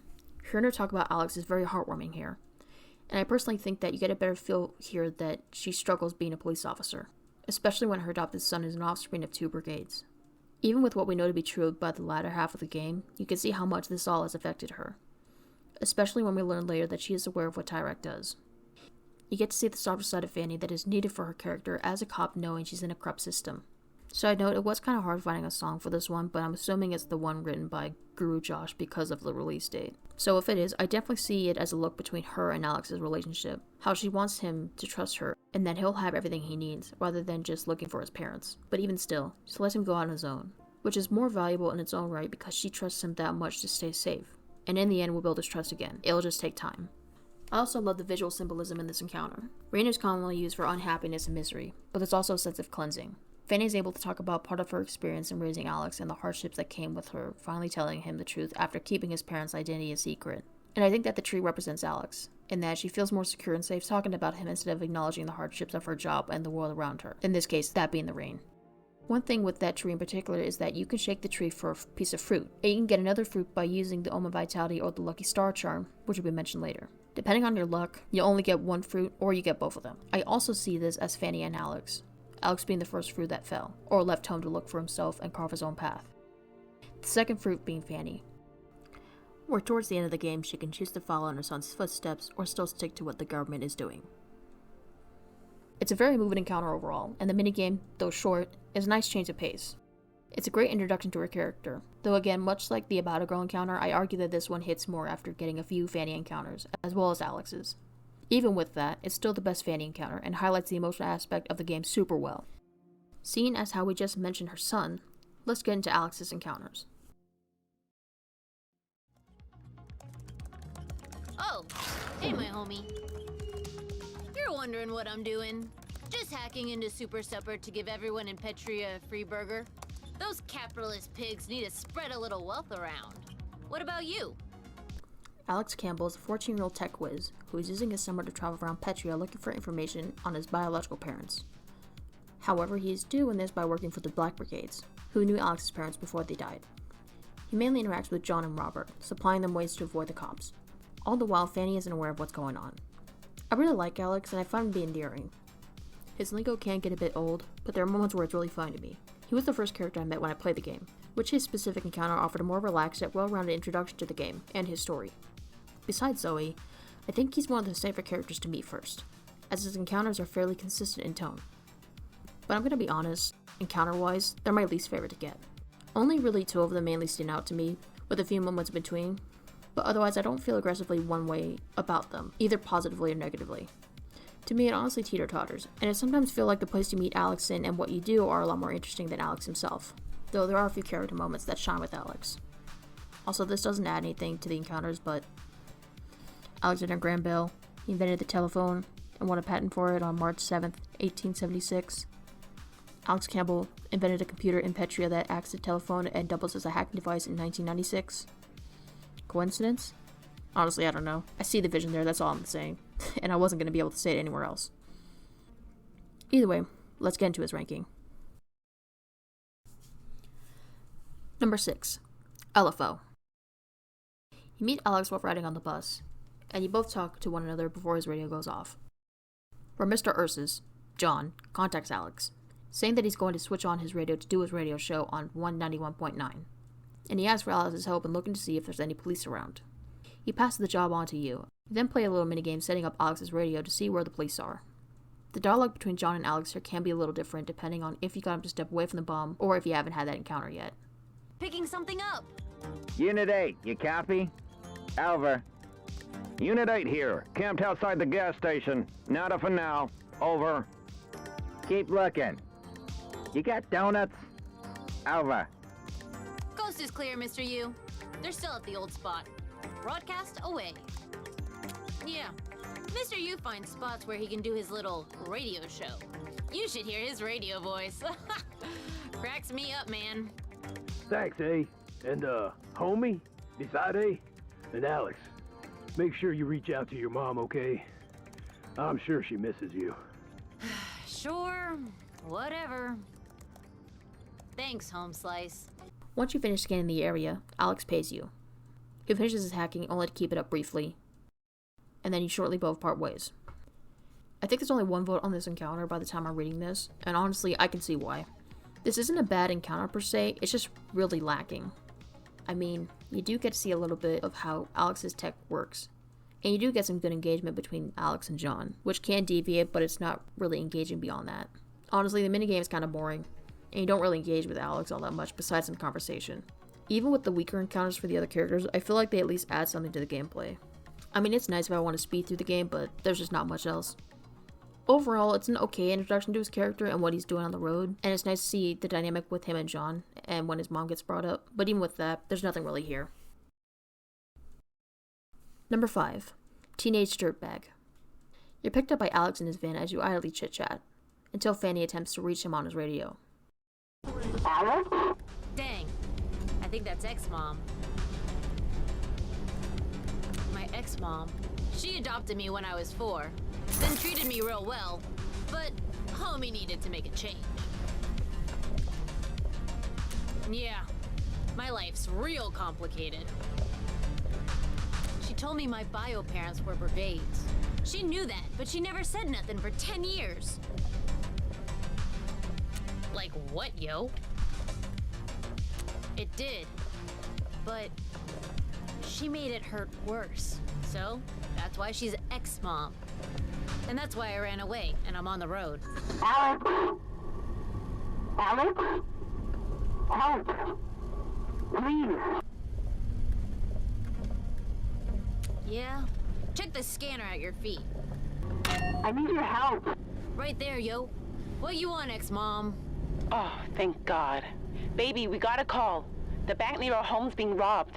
I know things aren't great between us right now, but I need you to do your thing and access his cameras and tell me what you see.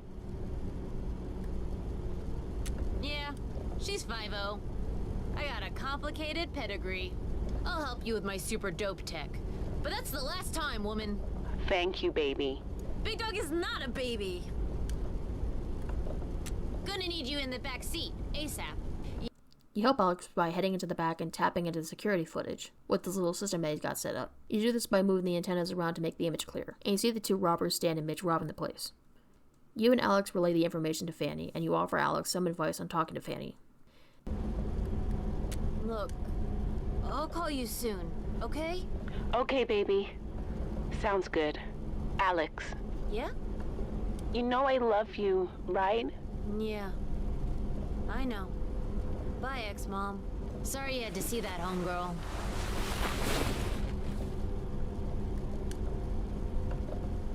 Yeah. I could. When I know more about my bio parents. Life, it's complicated.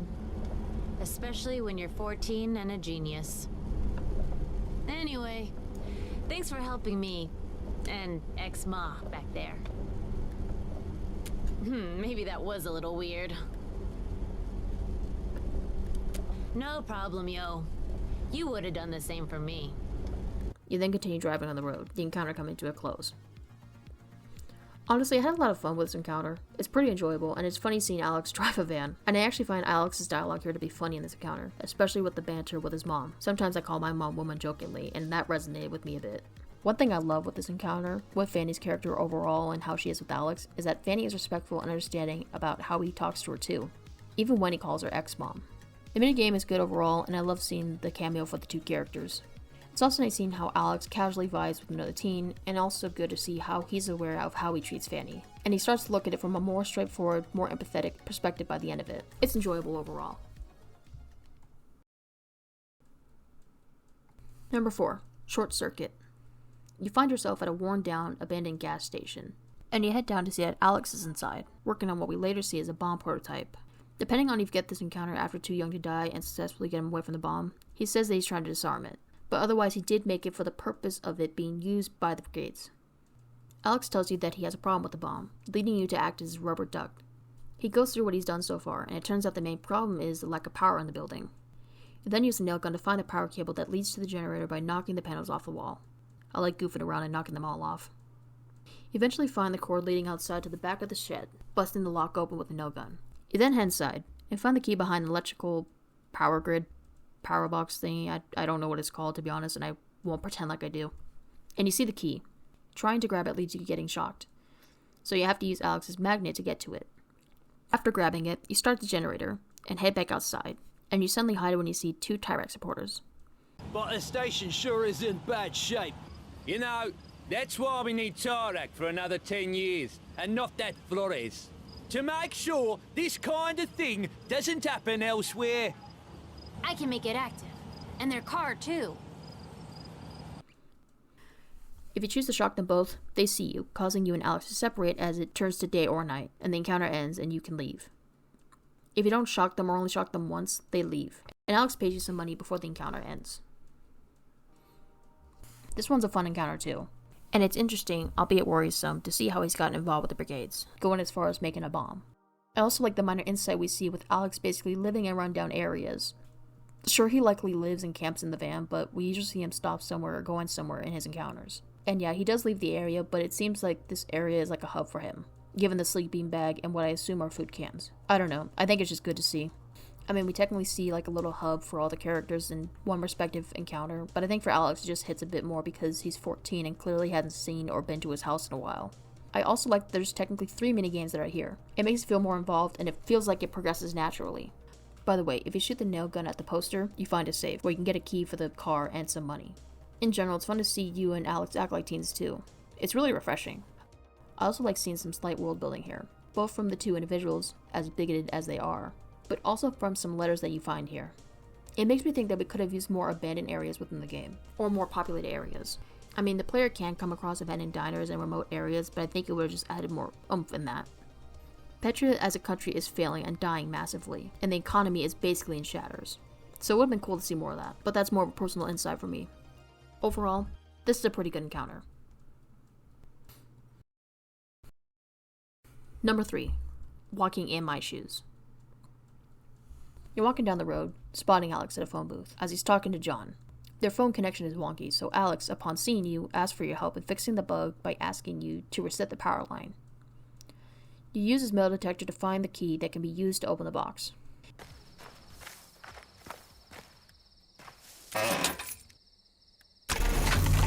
Thanks, dog. You hear me now? I do, yeah. Alex is able to talk to John again, letting him know that the fake emitters are working. The hostility between the two of them can be prevalent depending on how the too young to die encounter went. Either way, John hangs up the broadcast on the radio show. Don't hang up! Home slice! Press the button again! Are you there? Too late. He's gone.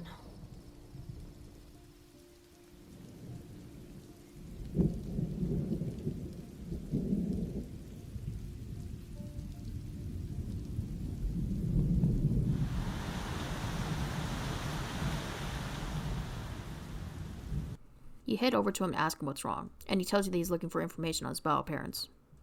He talks about how his adopted mom, Fanny, said they probably won't find anything about them. You both head into the booth.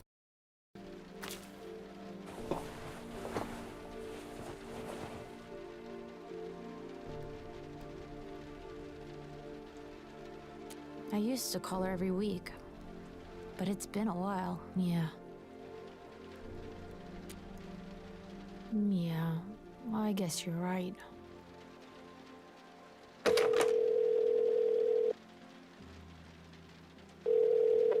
Precinct 22, Officer Fanny. Hello? Alex? Is that you?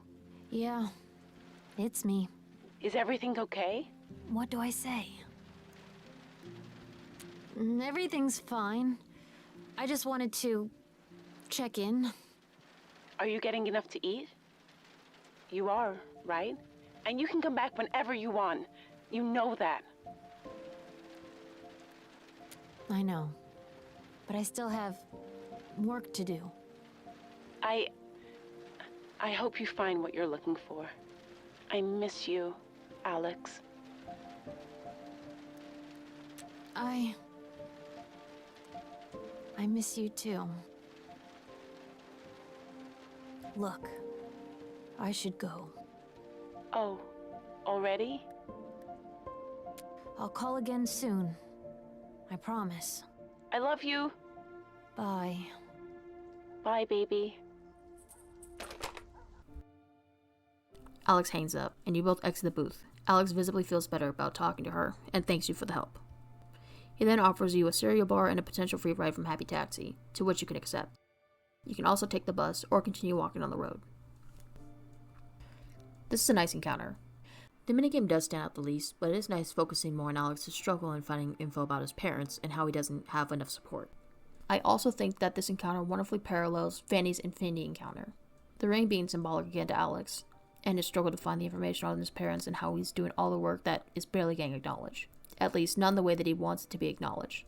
Because if it was, he'd be getting the information on his parents. The phone booth, or calling Fanny, acts as a shield from his worries. The talk with her is cleansing to him as he deeply misses her, even if he doesn't acknowledge it all the time in his other encounters, and only barely acknowledges it in this one. As he finishes the conversation, his worries at the moment disappear, and he feels better. It's so sweet to see the dynamic between them both. It's a very lovely encounter that functions as a nice introduction to Alex's struggles and his connection to both John and Fanny. Number 2. Beep Boop Beep. You come across a diner called Biggie's Diner and head inside, where you can order food or talk to the teens sitting outside or to the diner attendees. You can also do things like use the phone or steal a credit card that's in the bathroom and cash it out. You can also head straight over to where Alex is and play Pong with him. But only one of us can win, dog. The other must be sacrificed to the gods of Pong. Too late, my homie. You done did step to this.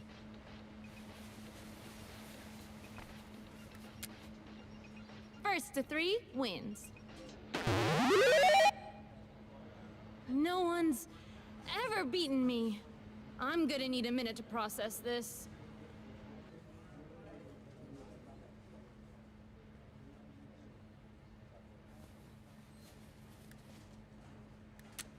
Defeat's hard to swallow. Luckily, burgers aren't. He talks about how he'll sold some of his games here to the diner, and depending on if you get the Goldfinger encounter first, he talks about how he made a game called Furious Tanks with another teen.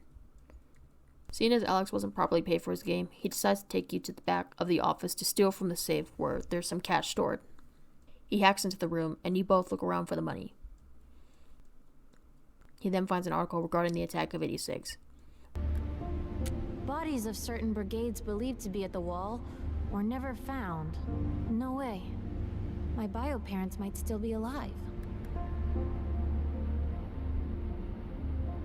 Here, I gotta finish reading this article. Visibly distressed, he gives you the hacking equipment to open up the safe.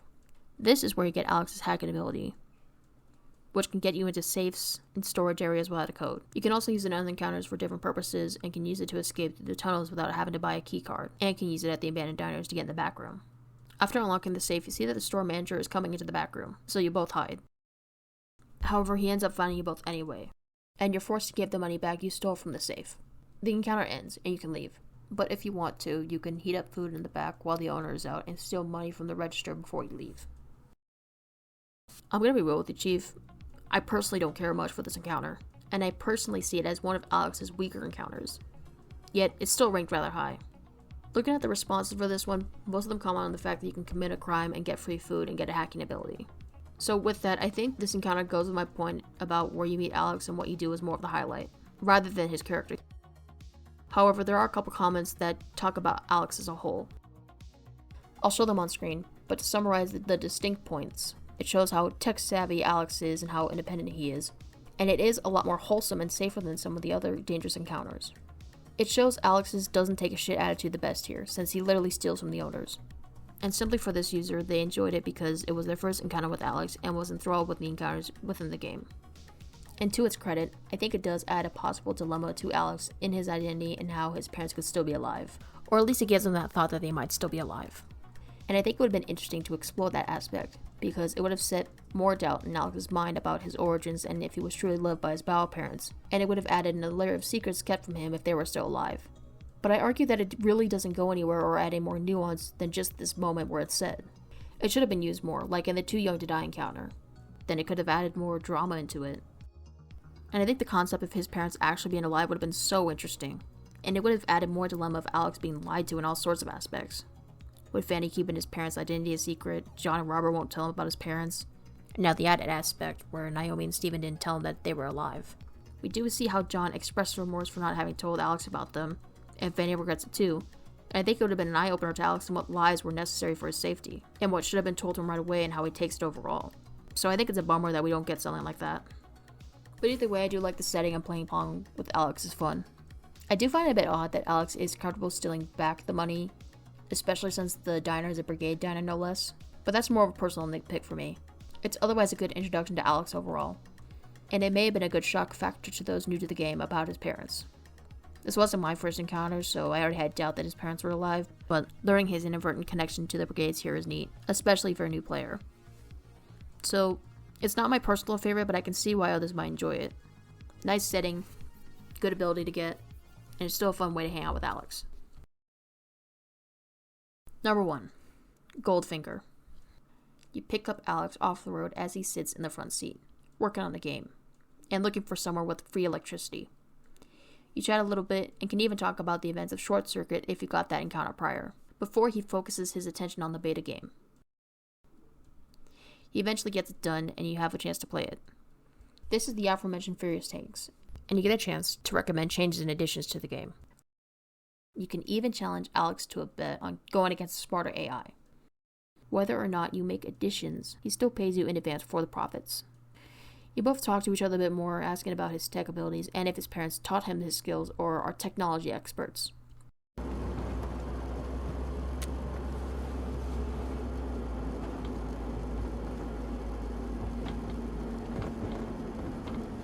He then gets visibly upset, and you ask him what's wrong.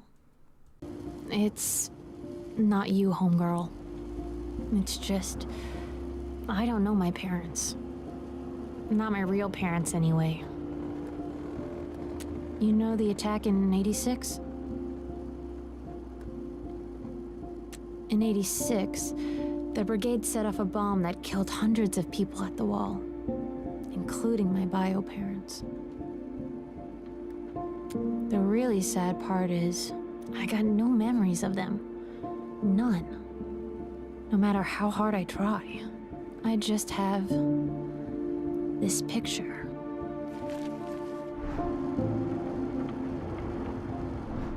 It's from GNN, the day of the attack.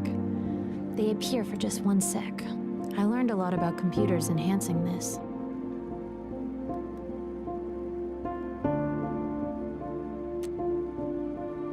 Thanks, homegirl. Guess I needed to talk and didn't know it. And that's why I'm on the road. They're probably gone. You know, buried underneath the rocks. But I want to find out as much about them as I can. Yeah, it's complicated. Thanks, yo. He does feel better after the talk, and you both continue on the road. Honestly, this is a great balance of being emotional and fun, and it's a great introduction to Alex's character. The title comes from Anthony Newley and John Barry's song, Goldfinger. In this case, it might just be referring to just the first lyric of the song, or the title as a whole, with Alex's overall skill in technology, coding, and hacking. Either way, you get a great sense of Alex's abilities in coding and tech, and his goals are well established here. I do think that it's a more natural segue in learning about Alex's past and vaguely what he's doing to get that information. I think we all have that moment in some way where we're doing something casually and then a nerve gets hit, by accident, and we can't always control how we feel about it. So we might just vent about it, which is what Alex does here. Not only that, but we see how he's hurt that he can't remember anything about them, which is common for big trauma-related events in the young mind, how the brain tends to block it out. I think it just adds a subtle layer to how he's hurting in more ways than one. And to Alex's credit, it's amazing that he's working with the brigades in the first place, because based on all the propaganda of the Black Brigades and his mom being a literal cop, you think he had more ill will towards them. Then again, him hearing that there are brigades and him being relatively young probably influenced his way of thinking and how he viewed them, even before learning information about them. I do think that this encounter, or even walking in my shoes, could have explored more on how he found the brigades in the first place. But that's a minor complaint. It's still a fun encounter, and it serves as a great introduction to his character too. Okay, so while I was writing the video script, I was going to try to make it to where I smoothly transition to the next character, and I was hoping that the last ranked encounter would mention them, just to make it a much more smoother transition as possible, but it did not. But to be honest, I find it more fitting that we just go into this pair without one. Stand and move! Stand and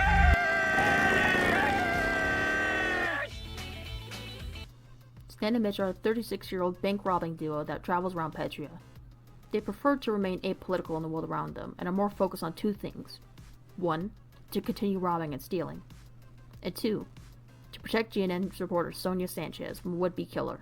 Throughout the encounters, you see them get into antics as they either try to uncover the killer's identity, or when they pull robberies, often putting you in the middle of their antics.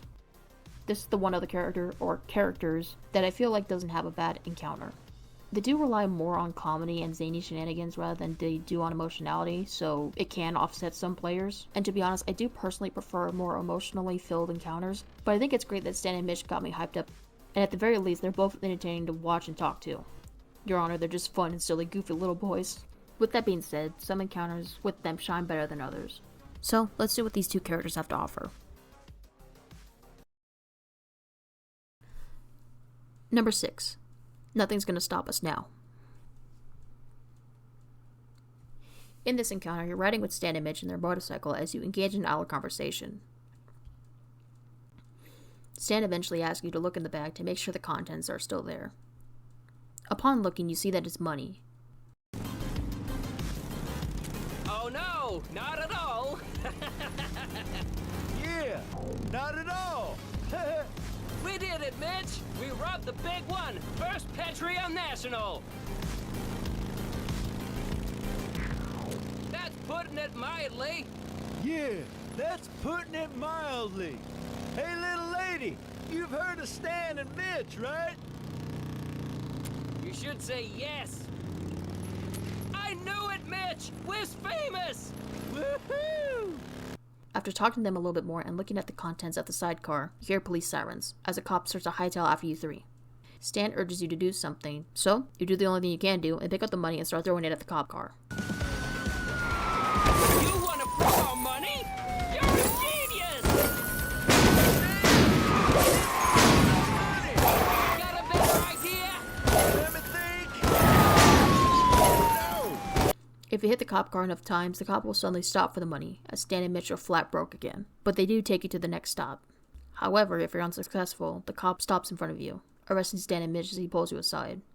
You can use the gut pass here to bypass the cop, or if you choose the right dialogue options, you can say that you were just returning the money. Depending on what you choose, you might have to pay a fee to the cop to avoid being arrested. Either way, Stan and Mitch escape in the motorcycle, and it can end with you being arrested or traveling on foot to your next location. I don't have a whole lot to say about this encounter. In general, it's comical to see Stan and Mitch banter in this encounter, and honestly, this one made me laugh the most when I first played it. What'd you say, kid? Can't hear ya, on account of the wind. Little lady thanked us for the ride, Stan. Mitch, hard as I try, I can't hear you neither, on account of the wind. I see your lips are moving, and I know you are speaking to me. Yet pains me to say, I cannot hear you. Protective goggles? Ha ha! Protective goggles! And I feel like the comedy still holds up consistently after replaying it several times. The cop chasing you is overall intense, and sometimes even when I generally try to hit the car, it's hard to hit. It's still fun, though if you're a fan of the plotline where they're trying to figure out who the would-be killer is, it's more lacking. Number 5. A View to a Kill. This is another encounter where you're picked up by Stan and Mitch in their motorcycle, and while driving they ask if you met Sonya on the road, which will lead to a slight difference in dialogue options if you have. They tell you that Sonya's life is in danger, and if you ask them about what they know, they'll tell you that they think it's a taxi driver that's after her. Depending on what encounters you've got with them beforehand, they will tell you about additional information that they've learned about the killer. Mitch then makes an offhand comment about the sidecar being broken, and soon Stan tells you to lean into the turns to make sure that the sidecar stays relatively intact. Just move left and right. Give it a whirl. Whoa, whoa, not that side, kid. Not bad. That's nothing. Get on up here, little buddy. Don't be scared. You then climb up behind Mitch as they include you in their famous catchphrase.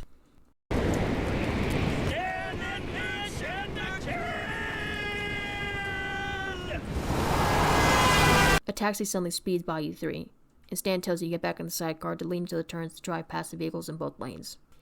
You can be successful and catch the taxi, or you can take damage, causing the sidecar to fall off. Either outcome can lead you to telling Stan if you caught a glimpse of the driver, which will reveal his identity or not. If the sidecar stays on, Mitch confronts the taxi driver, but then shortly leaves. Oh, nice person. People like that don't deserve engine trouble. He's leaving! That wasn't the would-be killer, Stan. Way too nice. You can ride with them a little longer or leave early after they stop bickering. If the sidecar comes undone, they just leave you in the sidecar, causing you to walk on foot. I honestly really appreciate the same mindset that some submissions have with this encounter, and generally I argue that this chase sequence is done better here than in Fanny's encounter. Mainly because it's a bit more intense since you're on the edge of the cliff with the turning road, meaning that you can't predict when the car will be coming around the side. I've honestly never gotten through this encounter without getting hit once, but that might just be a skill issue on me. It's really engaging, and it's funny to see Mitch do F-fall as well if you catch up to the taxi. Stay blessed, Mitch. A fun encounter that serves as a good introduction to their goal to protect Sonya. Number 4. Some like it hot. You come across a super supper, which clearly resembles McDonald's, and head inside. Ooh, baby! You're gonna knock over my stuff. What's up, baby? You wanna talk about your opinion on the game? Share with the class, Rain.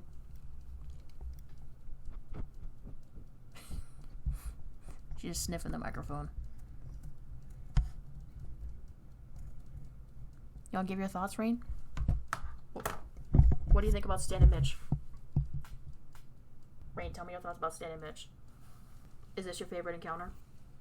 She's biting me. I don't know what that means. Oh, she left. What part was I on? Okay. You head inside. You walk up to the counter and talk to the cashier, and you can get free food. Oh man, thanks for the bread. You know what? Herb's in the back, doing whatever it is Herb does. I'm gonna hook you up, but play it cool. But otherwise, you still have to pay for your own items, unless you're able to successfully beg for a drink. You then talk to the team for a bit, until you both get interrupted. I don't know. With the brigades, it might be too violent for my taste. Oh no! This here, ladies and gents, is what you'd call a robbery. Woohoo! Stan and Mitch bust in, robbing the super supper. Stan, the one with the shotgun, asks for the safe, and although they don't have one, he does offer to give them money out of the register. Rose? Now you're talking. Mitch, give me that bag for the loot. The bag? I thought you had it. Mitch! Bank, put the money in the piggy bank. Okay, fine, but that's my piggy bank, man. Okay. Mitch, get the pig. I don't think I should leave the door, Stan. You know, in case someone comes in. Are you killing me, Mitch? You, stand up. Yeah, you. Take the pig and get everyone's money. Time to donate to the Stan and Mitch Fund. The Stan and Mitch Fund. That's good. Did you just think of that? Mitch! You heard Stan. Start emptying those pockets. You can be hostile or gentle to the people, and you can actually just not rob anyone. Towards the end of the encounter, a woman will start screaming as a sort of distraction. You then have a chance to jump on Stan to get them out of there, or you can do nothing. You can also have a chance to rat the woman out anyway, which causes Stan and Mitch to skedaddle right away. Depending on if you do nothing or snitch, they can take you away as a hostage. Once outside, they count their money and will still dub their amount, whatever they get, as the best robbery ever. You talk to them for a bit and they say that they aren't going to hurt you. They leave and then the encounter ends. This encounter is actually a reference to the Pulp Fiction scene where Pumpkin and Honey Bunny, or Ringo and Yolanda, rob the diner, forcing everyone to put their wallets and cash into the bag. I really enjoy the times when the game references movie media. Like, sure, you got the 80s and 90s and 2000s song titles for the encounters, and some other various literature pieces and works throughout the game, but we'll mainly only get 2 encounters that take inspiration from movies, unless I'm missing one. I guess there's the risk of it being too on the nose when referencing 80s or 90s materials, but honestly I think the game is already balanced out either way, so I wouldn't have minded too much if it referenced one of the movie. Even with that reference, it still puts its own spin on it by making you, the player, rob the people with the piggy bank instead, which is honestly on brand for Stan and Mitch. I also love eating in front of Stan because that's funny to me. And it's funny to see Stan bicker with the cashier and also see how Stan and Mitch treat you as a hostage. It's honestly not a bad introduction to their characters either. The only thing you miss out on is how they're trying to protect Sonya or look out for the killer. But it's good as an encounter to see how they're just harmless criminals. And how some of the people don't even take them seriously. And the game doesn't expect you to either. You also see them being considerate overall. Well, to the team player anyway. Even paying you for helping them rob the place. Not bad, all things considered. I also like seeing the environments within public spaces in Petria, and it's cool to see how the surrounding area gets more impacted as the game goes on. Overall, a very energetic encounter. Number 3. Nobody's supposed to be here. You're walking along a road when you come across a roadblock, forcing you to go around the hill to get back onto the main road. You come across a worn-out, unfinished abandoned home, causing you to climb up the steps to get to the top of the hill. You hear voices inside one of the lower levels, and see that it's Stan and Mitch. Attempting to avoid them, you walk across the wooden plank. You hear that? Ugh, that's not the creep after Sonya, is it? Nope. Kid ain't nothing but a hitchhiker. Tie her up. Told you she wasn't dead. You were right. Guess I owe you 5 big ones. I don't have it on me right now. But I will as soon as we rob the kid. When you wake up, they rob you. All your money. Do that, and you'll walk out of here with just a few broken bones. Yeah, all your money. Search her, Mitch.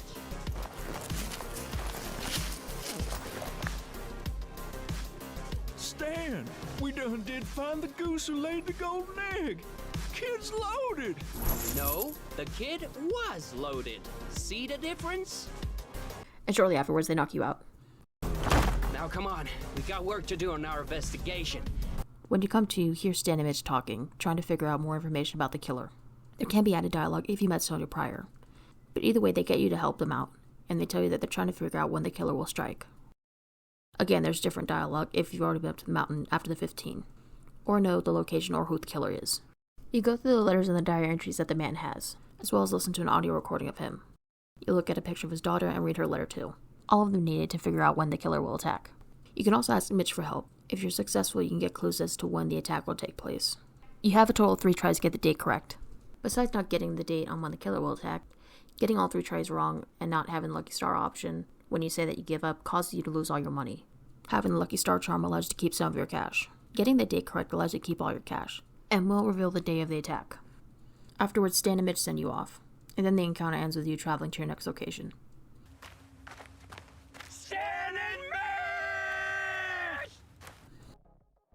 Honestly, in retrospect, I find it odd that they do keep you around even after they rob you, and I do think that them tying you up is overkill. I do also think that this encounter is a bit jarring to get at first. At least for me it was, because this was my first encounter with them. I didn't see them as the comedic duo that I normally view them as now, and hearing them shout their name towards the end only confused me. But in hindsight, it's a bit more funny. Like, them shouting their names was so unprompted, it was really funny. Having played the game a few more times afterwards, it's a very good encounter to get. Early on with the Google form, I got these 2 points on why these 2 users thought that this encounter was the best. And I love the contrasting points here. And the crazy thing is, they're both actually right. They're both idiots. Or, rather, they get themselves into stupid situations that they don't plan out ahead of time, or into issues that they can't solve right away. Especially if this is your first encounter with them, you see them as bumbling idiots that can't deduce the date.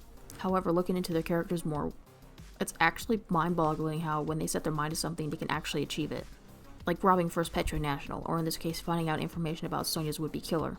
This user is right in that it would have taken a couple months or even years to collect the information without the killer retaliating in some way, or knowing that his things are stolen. And believe me, this guy would have definitely killed them or flipped out in some way if he found out that they had the daughter's note or a copy of it. This encounter is really great, mainly in terms of showing how smart they actually are, and it's a rather engaging way to learn about their goals with saving Sonya. Number 2. The Wild Boys.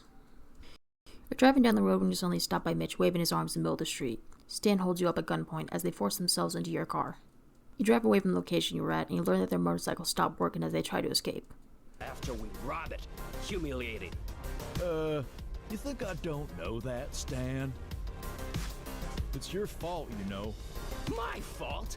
Oh, that's rich, Mitch. It's obvious that you're caught in the middle of the argument between the two, and you suggest ways to calm the situation down, or just comment on how absurd this all is. But before the argument gets too heated, Stan suggests that they all take some breaths before making that decision. Mitch then suggests that you put on the radio so you can forget about the laundromat robbery. Let's put the radio on. It'll help us forget about the laundromat. After turning on the radio, you then hear more about the laundromat robbery. A laundromat robbery happened about an hour ago. Ah, jeez. Witnesses say the 2 robbers, both dressed like they were into S&M role-playing, argued the entire time. Though the suspect only made off with $72 in quarters, they are said to be armed and very dangerous. If you see them, please call the police immediately. We're laughing stocks. And Sonya reporting it, no less. Oh, jeez. Frustrated at how they're portrayed, Stan then declares the duel to be over. The only thing left for them to do is to give you a quiz. Right move, and all. Give the kid Mitch's ultimate bank robbing quiz. Yeah.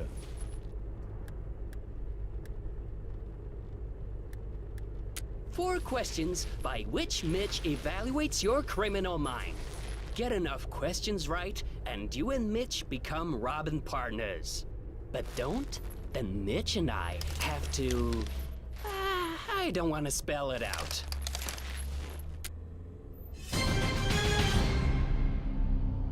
The atmosphere then slightly changes to a vague Who Wants to Be a Millionaire scenario, and you have to answer all of Mitch's questions. Getting the answers wrong causes you to get kicked out and have your money stolen, and you have to walk on foot, and then the encounter ends. Getting the answers correct leads you to passing, and although bewildered, Stan says that you and Mitch can be partners now. So I guess you and the kid are gonna partner up now, eh? Stan, hold on. Yes, Mitch? Though, the kid and I's Robin compatibility is through the roof. No doubt. I cannot imagine Robin with anyone but you. Nor I, Mitch. Nor I. Come on, let's keep the car. And ditch the kid. Sounds good to me, Mitch. Stan and Mitch end up stealing your car, and you get kicked out. Now, I know I'm mentioning this way later, but fun fact, Stan and Mitch were supposed to be a couple. Mitch was supposed to be an AIDS victim, and their robberies were supposed to pay for their treatments, until the story was later revised. I'm assuming it was after one character was removed and their essential storyline was given to Sonya, which I'll mention more later. I bring this up now because I think this encounter was one of the first recorded encounters with Stan and Mitch, and honestly the concept of Some Like It Hot was probably an early one too. I mean, it's based off a scene where a couple robs a diner. There's gotta be some significance to that. In this encounter in particular, there's specific wording, phrasing, and jokes that allude to them being a couple. But in general, it's pretty obvious that they are brothers, and you find out that they're Sonya's brothers, and they're actually twins. This doesn't really add anything to the ranking other than it can be weird to get it even after you know that they're brothers and aren't oblivious to the wording. But otherwise, I just want to be the freak that knows about obscure facts about Road 96. But yeah, anyway, the brothers. The encounter itself is very entertaining. I really love this minigame here and how Stan and Mitch take themselves way too seriously in what they do. The comedy in this encounter is honestly on point, and it's still a pretty solid introduction to them. It's actually funny feeling because Stan rarely is the one that knocks the player out. And kinda mentioned earlier, I love seeing some inadvertent connections here between them and Sonya, along with another piece of dialogue in a different encounter that I'll highlight later. It's a rather funny, slightly intense encounter if you're getting it for the first time, but otherwise it's nothing short of goofy. I wouldn't expect anything less from these two dudes. I love them a lot. Number 1. Thieves in the Temple. You're in some sort of rural part of town, mainly focused on the physical location of the Happy Taxi Company, and you see Stan and Mitch at the entrance, where they're trying to gauge to see if anyone is there and how to get in. You can head over to them, to which they hear you, asking if you want to be part of something big. You can ask them for more details. A break-in. Probably the best ever. Best ever? You say that before all our crimes. And every time, it's true. Let's token them back. Come on. Time to get started. Say they don't want to join. Yeah, you do. Or just run away. Where you think you're going? She's a witness, Stan. I know that. Here's what's gonna happen. You're gonna help us break into this here office. Understand? The latter two options causes Stan to hold you up at gunpoint as he forces you to the back of the building. Asking them more details does cause you to head to the back either way, but he's not pointing a gun at you. You then learn the reason why they're breaking into the Happy Taxi. Because this place might have some important information. There's a psycho after Sonya, and we need to protect her. This dialogue can differ depending if you already gotten to the mountain for the 5th time.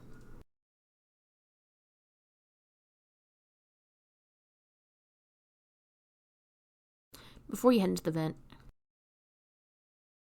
I don't even want to make that joke. Depending if this is a new game slate, you unlock Stan and Mitch's special ability. Here, you can get Mitch's lucky lockpick. It's lucky because he's never had to actually use it, allowing you to unlock various gates in various places to explore further in different areas, all without needing to grab a key, and lets you gain access to one of the escape routes at the border. After going through the vent, you then head in front of one of the cameras, and find that Stan and Mitch enter the reception area. Can you see us on the camera? Look around. See a layout of the office?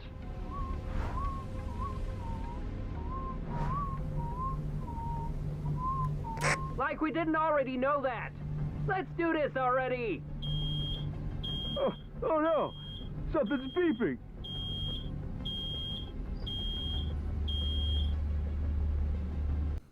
An alarm suddenly goes off and you quickly disarm it.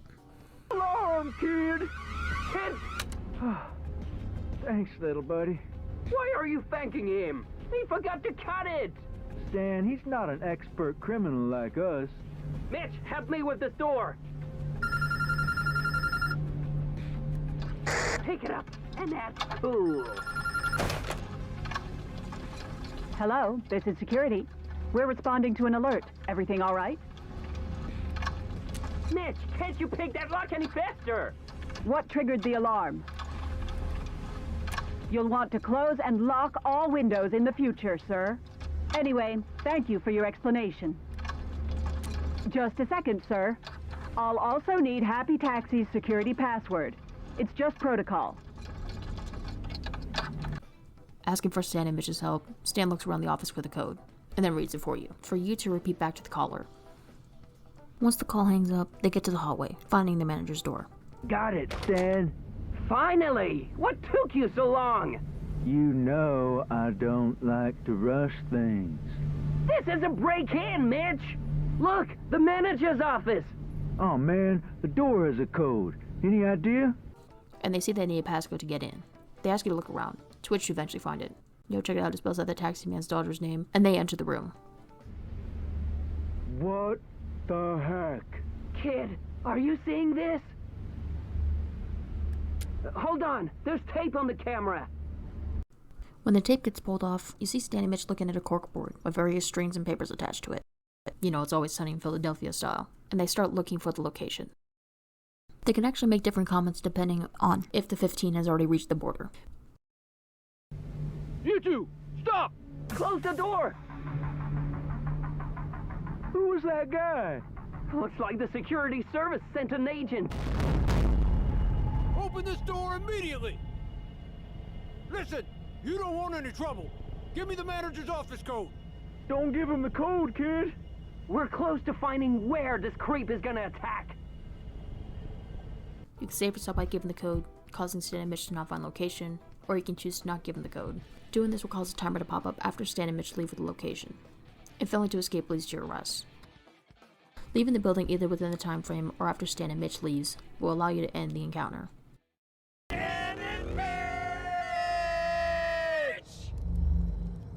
As they ride off into the night. This encounter is what I consider to be a top-notch Stan and Mitch encounter. I'd say it's honestly perfectly balanced. The song title is from Prince's song Thieves in the Temple, and I think it functions more in the literal sense, with the robbers being in the Happy Taxi Company. Though if we look through the lens of them being a scrap couple, then maybe that song has more meaning in that sense, but you know. I'd say that while this encounter does focus more on stopping the attempted killer plotline, I think it's the most well-rounded encounter in terms of how the characters act, and it does incorporate the theme of them being burglars. They're breaking into a place, much like robbers, yet for the sake of Sonya's safety. It's amazing how determined and focused they are, despite their usual zany antics. Even when they're being funny in this encounter, it's apparent that the fear and worry they have for her is real. Also, one of the devs actually fell out of form as well, and it does bring more insight into this encounter. At least in terms of mapping. And looking at it now, it does give me escape room vibes. Considering that you have to figure out more codes, turning off the alarm, and just waiting the security and saying the right things and repeating the proper code. And also having a set time limit to escape. I also do like it when some encounters have set time frames, like in terms of it taking place at night or day. This one taking place at night. It does make me wish there were more set daytime encounters, besides the one you get with more than words, which is a nice encounter by the way. In general, this encounter highlights Stan and Mitch's robbing identity effectively, while highlighting their brotherly love for Sonya, even if they're being secretive about it. Much like Nobody's Supposed to Be Here, it shows how smart they are when obtaining information about Sonya's would-be killer. Though I do argue personally that Nobody's Supposed to Be Here shows it more thoroughly, I guess, or at least has more depth to it, I feel like. Mainly because of the time implication and how long it would have taken them to get those letters and even that recording. Either way, it's entertaining, very interactive, and shows that they're nothing short of dedicated robbers, who are both doing what they can to protect Sonya. With that in mind, let's talk about Petria's star, Sonya Sanchez.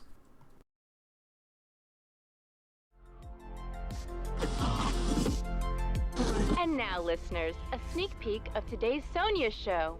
Tyrak, working against voter registration fraud, is fighting hard against his opponents. Nation, he deserves your full support. Tune in later to hear more.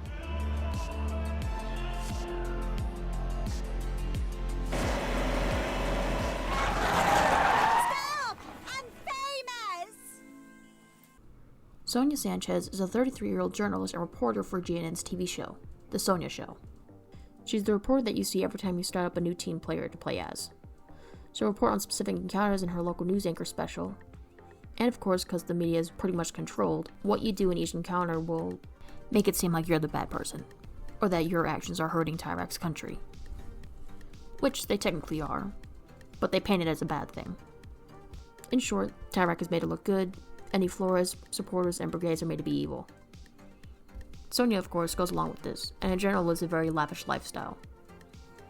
You see her across Petria, meeting her either in her limo or important locations that are important to her job or image. She's a loud party animal that doubles as an alcoholic and drug user, all the while harboring internalized trauma from the attack of 86, which we'll get more into by the end of her ranking. I honestly really love Sonya's character, and I argue that she's one of my favorites, besides no other character. But with that said, I think that a lot of players, much like with Fanny's aspect of being a cop, might not like her in that sense because she's a part of a corrupt system, and can overall act rude and demanding to the player. For some encounters, I personally don't mind it, or feel one specific way about it, but it can be jarring, even cruel at some points with some encounters. So let's start off with our weakest encounter. Can you hear that ice cream truck?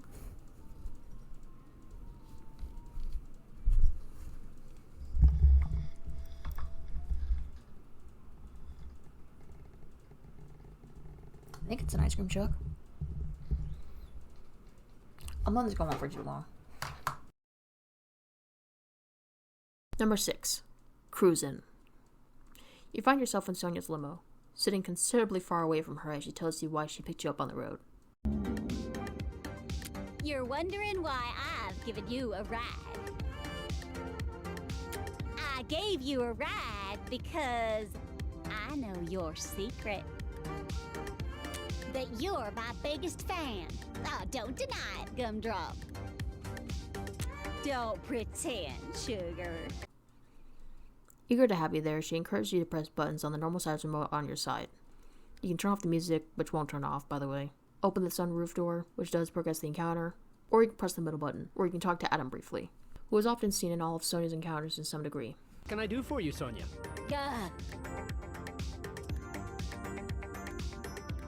Oh, no one. Just my driver and bodyguard. Nothing, Adam. Just do your job, would you? This is my job, Sonya. Sure you don't need anything? He's sincerely the ultimate boy loser male wife. The most man ever. Sonya eventually encourages you to check out the sunroof after poor shaming you. That's what rich people call a sunroof. And then she asks you to look at some of her fan letters. Do me a favor and grab one of those fan letters beside you. Don't like to touch them much myself. You then pick up a death threat, and Sonya talks about how she receives them constantly. This dialogue will vary depending on if you get this encounter after the 15 reaches the border. But as either way, received these letters for 10 years. Adam then rings up Sonya, telling her that the Sonya show is starting. Her broadcast can differ depending on how far you are in the game and what choices you've made. After you talk with Sonya, you feel the car slowing down. So you ring up Adam. Them for me, would you?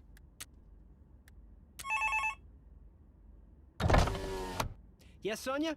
It wasn't me who rang, Adam. So stupid.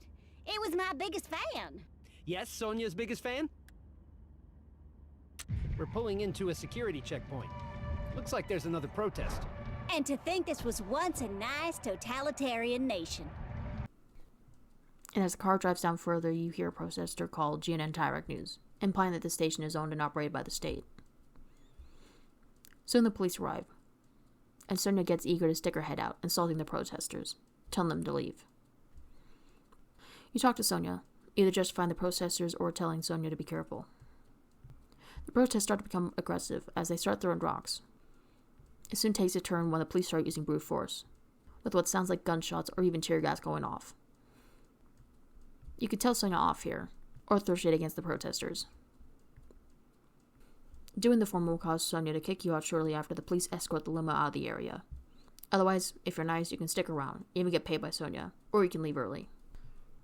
I think this encounter is good as a first impression to the story and its themes of police brutality, concepts of protest that may start off peaceful then become violent simply because the cops show up, and overall how the rich and privileged barely feel this. I think this was like my third encounter overall when I first played it, and it gave me the most whiplash. I of course got promptly kicked out of Sonya's limo afterwards because I immediately told her off. What I love about this encounter specifically is that the environment changes depending on when you get this encounter. The crowd isn't nearly as large compared to when you get this later on in the game. Although, this encounter doesn't really flesh out Sonya per se. But you do get a look at how she's willingly looking away and downplaying everything that's happening, because it economically doesn't affect her. She's a part of the 1% that greatly benefits off of Tyrek's presidency. So because of all this and how Sonya acts, it does not paint her in a favorable light. As it currently stands, it's not a very favorable Sonya encounter.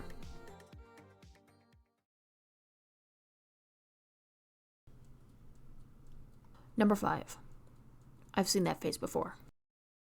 You end up at the Blue Water Hotel, seeing Sonya's limo parked in front of a handicap spot, and you enter the receptionist building, seeing a frazzled hotel receptionist. She explains that Sonya is staying at the hotel and that she needs you to deliver the champagne up to her. You get the hotel card, giving you access to both the side room and get access to the elevator. You head up to the 3rd floor, making your way down the open door, where you see Adam walking out of the room. You head inside and you place the bottle down. Finally! Put it on the table and get the hell out! Wait! You ever take photos? Not that kind, perv! Just get behind the camera and I'll explain. Chop chop! No!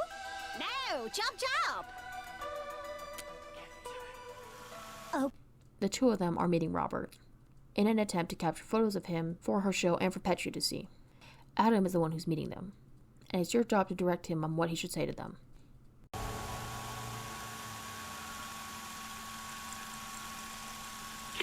Can I pee, Sonya? It burns. For the 100th time, no! Okay, I'm going in.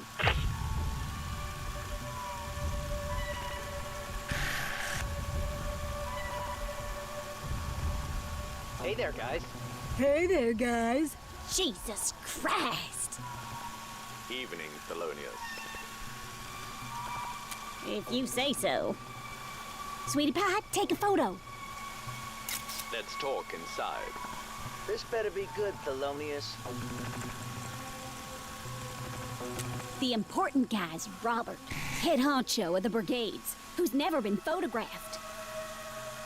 Adam! We can't see you! You gotta make the move! Guys, can we go somewhere else? The feng shui is off here, right? You're a very strange man. I got a bad feeling about this, R. Relax. We're looking... Nice! With that kid Alex's help, maybe we can take him out. Sir Thelonious, what can you tell us about Tyrek? Okay, honeybuns, think fast. Numbnuts needs our help. There's a new pump. Tyrek will be there for the grand opening. Yeah, surrounded by dozens of Secret Service. That can't be the only thing you have to tell us. You want more information? You'll have to pay for it. Whoa, whoa! Let's stay cool. But eventually Robert finds out about the earpiece and brings Adam to the roof, with the intent of throwing him off. He and Tim see you with the camera, and orders you to drop the camera out of the window, or else he'll throw him off. You can choose either option or let the timer go out. Sorry, Thelonious. Guess the kid made her choice. Ah! Come on, Tim. We're getting out of here. Whoa, that was cold, kid. You just killed Adam. Don't blame this on me. Whoa, I thought I was cold-blooded. No! Good choice, kid. Grab the camera, Tim. We're getting out of here. What did you do? He would have wanted you to keep the camera. And to think I was gonna make you a junior producer? In either choice, Adam lives. And you're soon kicked out of the room either way, and the encounter ends once you head back downstairs and sleep or move on. I honestly see this one as one of the worst encounters in terms of character, because I think Sonya is the least appealing here. We see her character as someone who's uncaring of her own safety, often putting herself in precarious situations even when she's aware of the danger that she's putting herself in. And we do know that she will force you to do various tasks, not taking no for an answer. And to be honest, I really wouldn't put it past Sonya to put Adam in danger, considering she did hire him as a bodyguard, but in all honesty, it's very mean-spirited and brutal here, even for her.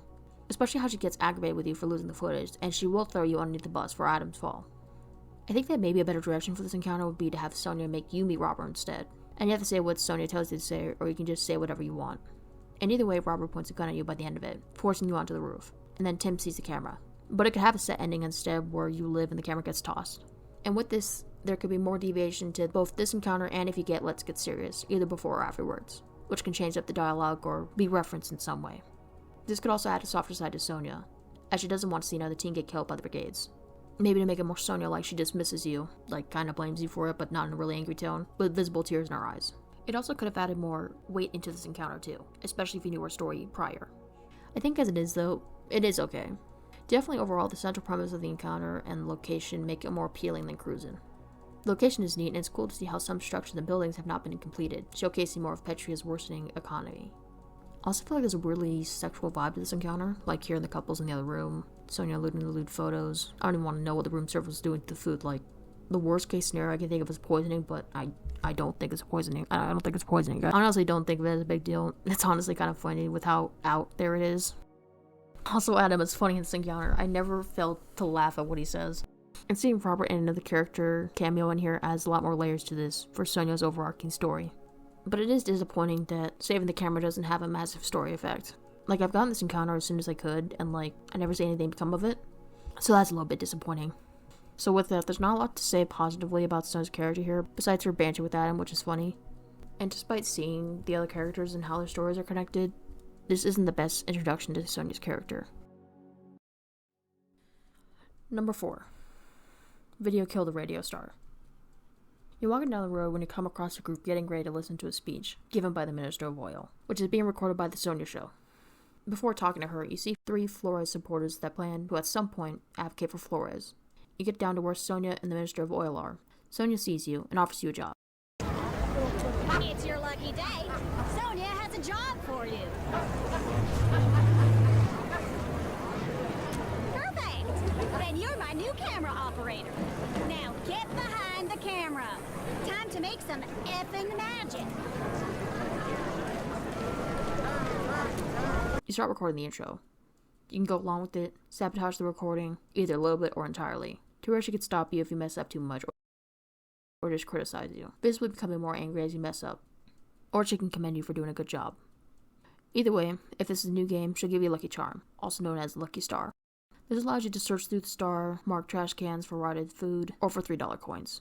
It also increases your general luck by 15%, and also unlocks a few choices, such as a way to crossing the border through a smuggler without having to pay an initial fee, getting into the workers test, or any other minor luck-based choices. Shortly afterwards, she tells you to film the minister. Now we film the minister. Get the crowd to cheer when he talks about President Tyrant, and boo when he talks about Senator Flores. Got it? You can follow Sonya's directions, do the opposite, or do a weird mixture, or do nothing throughout the speech. It's mainly all to direct what ending you get for the game. Towards the end of the minister's speech, the Senator Flores supporters interrupt the last half of the speech. Who you vote Teens for are should being be... imprisoned every day! Tarek is a fascist dictator! Vote for Flores! Save our country! Stop them! Now! Run! I'm here, Sonya. Oh, shut up. Stop! Help me! Oh no, we definitely don't do stories like that. Sonya quickly covers the camera. She then gives you a rundown of how you did. Depending on how well you did, she can pay you some cash or a lot of cash. Otherwise, she'll just tell you off for getting her almost fired. She leaves either way, and you head off to the next location. I think this is a less contrived way for Sonya to get you to do work for her, and I like the deviancy with how you can choose the film. I love how, depending on if you already have the lucky charm and choose the film incorrectly, she becomes more animated and angry. I also love peering over to her as Flores supporters are talking, and how she's visibly trying to hold it all together. She gives the same look when you judge the camera or let Adam get dropped, or when she's covering who died after Zoe's 4th encounter, and the witness says that border forces shoot kids all the time. I feel like it's a nice, consistent detail. I also love being goofy and making the crowd cheer throughout the whole time because it's funny to me. I also love filming Adam. He's just standing there. I think that Sonya getting mad is overall pretty funny. The environment is cool, and seeing more of the politics within public spaces like the oil pump getting built up gives Petria more life in my opinion. It's a good exposure to the world's politics, much like Smells Like Teen Spirit, but you actually get involved with the politics. Overall, I'd say it's a good middle ground for an encounter with Sonya. I think it defines what Sonya's job is perfectly, and you get a good sense of her character and personality. I think mainly for the escape routes, her ability is a good one to get. But unless I was striving for good karma, I feel as if it's not always a needed ability unless you want to get a better chance at cash or unlocking dialogue options or areas in some locations. Either way, it's a solid encounter.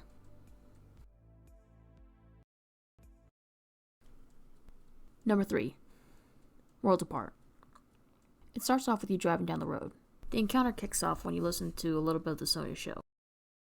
After hearing the broadcast, which can differ depending on your previous choices within the game, you almost literally run into Sonya Sanchez.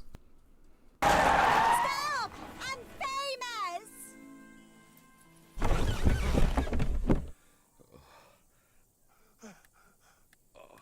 Listen, I've had a little limo crash. Would you be a doll and give me a ride to a payphone? You have the chance to ask money out of her for the ride, or you can do it for free. Doing the former will lower your karma. She then yells at a possibly concussed Adam, scolding him for letting her drive the limo as she enters your car. A little bit after she gets in, she asks you if you watched the Sonya show. If you say that you hate the show or that you haven't watched it, she then asks if you're one of them. A brigade, numbnuts. You can say that you are or that you're not, and that you either hate them fully or that you're a Flora supporter. Regardless on what you choose or if you already said that you like the show, she still stays in your car, the two of you sitting in awkward silence. She then speaks up after a moment. Well, sparkling as your conversation may be, you're boring me, honey buns. But I have an idea to liven this hearse up. Dance party! Good. You're then tasked with finding music on the radio. That's it! Turn it up! Now dance!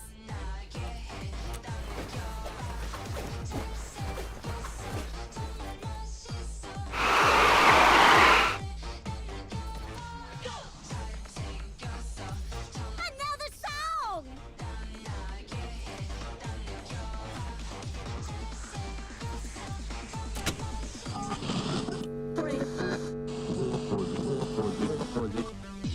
Woohoo! That hits the spot, sweet cakes!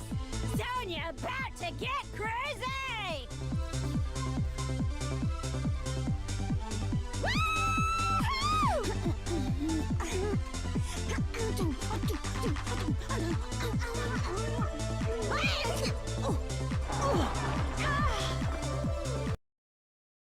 She gets up just fine and dances more, until she gets back in the front seat of the car. As long as I keep dancing, it doesn't hurt. Dance party! Okay, I'm exhausted. Thanks, sweetie. I needed that. She then asks you finally if this is your car, knowing full well that you stole it, though she won't rat you out. In an instant, a motorcycle passes by with two riders. Reminds me of...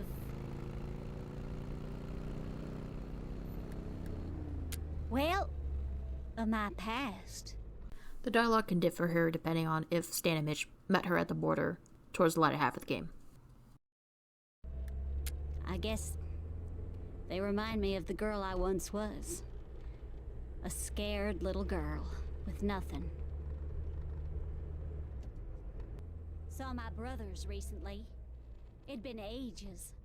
Made me realize how much I missed spending time with them. I'm not gonna make that mistake again. It is sometimes, but I'm not sure that's an excuse. But thanks for saying that. It's sweet. Look! A phone booth! Stop the goddamn car! After stopping the car to the phone booth, the two of you say goodbye, and head off to the next encounter. So, rip to Adam, I guess. which, by the way, I don't know if I'm going to mention it anywhere else, but Adam is named after the iconic vine. This literally doesn't add anything, but it makes me laugh, and I wanted to say it. I love seeing Sonya's softer moments, mainly after she's initially rude and dismissive, and honestly, despite falling out of the car, she is the most relaxed here. I also like the subtle moments that you see in this encounter, how both Stan, Mitch, and Sonya are related. Like how Sonya calls the male player character numbnuts, which is what Stan can also call you. Sonya looking at the motorcycle and be reminded of Stan and Mitch's motorcycle, and with a vague hint of their past if you choose a specific dialogue option, is very bittersweet to hear. For the three of them, we can assume that they were all born in poverty, or lived in poverty. Matthew Vanston, Stan's actor, says that this is how he views the three of them, and that is backed up through several lines of dialogue that Sonya has. I think it's honestly possible for anyone to become like Sonya, in the sense that you're finally offered a chance at wealth and a more sustainable life because of it, or you're given opportunities that you normally don't have access to, and then you end up losing your connections with others along the way, and it can become inherently lonely, much like how Sonya is. And despite the guilt, she doesn't want to acknowledge her brothers, because they remind her of her lowest points in her life. It may very well be a perpetual cycle of guilt that she feels.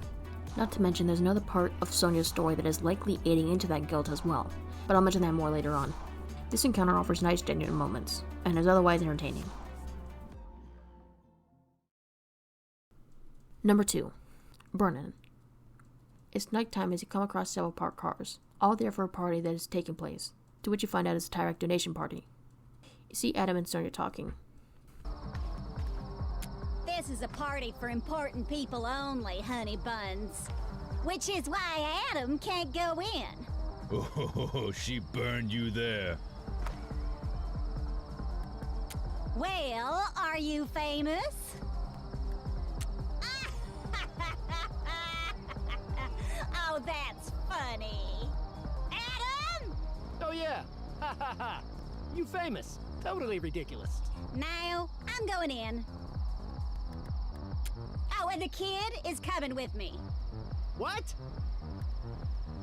He's my date. Come on, kid.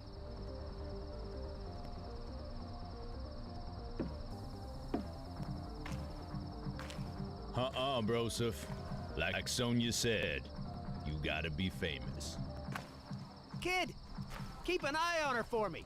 There's a psycho after her. You talk to Sonya about what Adam said, to which she basically is dismissive about it. You chat with her for a moment, and then leave to look around the party.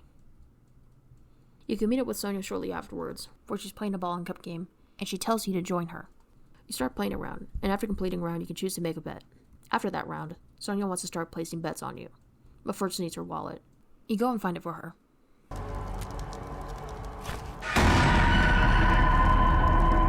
And then you head back over there. You play 3 more rounds of the game, getting a chance to win big amounts of money. After the 3rd round, you tell Sonya that you're worried for her safety, considering all of the obvious signs that someone is there stalking her. She then tells you to relax, and tells you to get a drink for you and herself. You leave, and you see the bartender, to which he asks you if you're with Sonya. Well, some weird guy in a hat was just talking about her. I'm not sure. There was a lot of, grunting, but he did like her. I know that much. You then head back over to the tabletop game, and find Sonya gone. She was gone when I returned. I really hope something bad didn't happen to her. You can look around the party for her, yet you can't find a trace of her. You head back to the entrance, meeting with them to let him know you lost Sonya. Talk to the driver, kid. Whoa! Calm down, kid. She's in the limo. Take it easy there. Personally, I'm not into violence. Besides, we'll never get him or her now. Too many people here. But thanks for looking after her. I know she's Sonya, but she's a good person underneath. In love with Sonya? Ha, don't be ridiculous. That's our secret, okay? See you around, kid.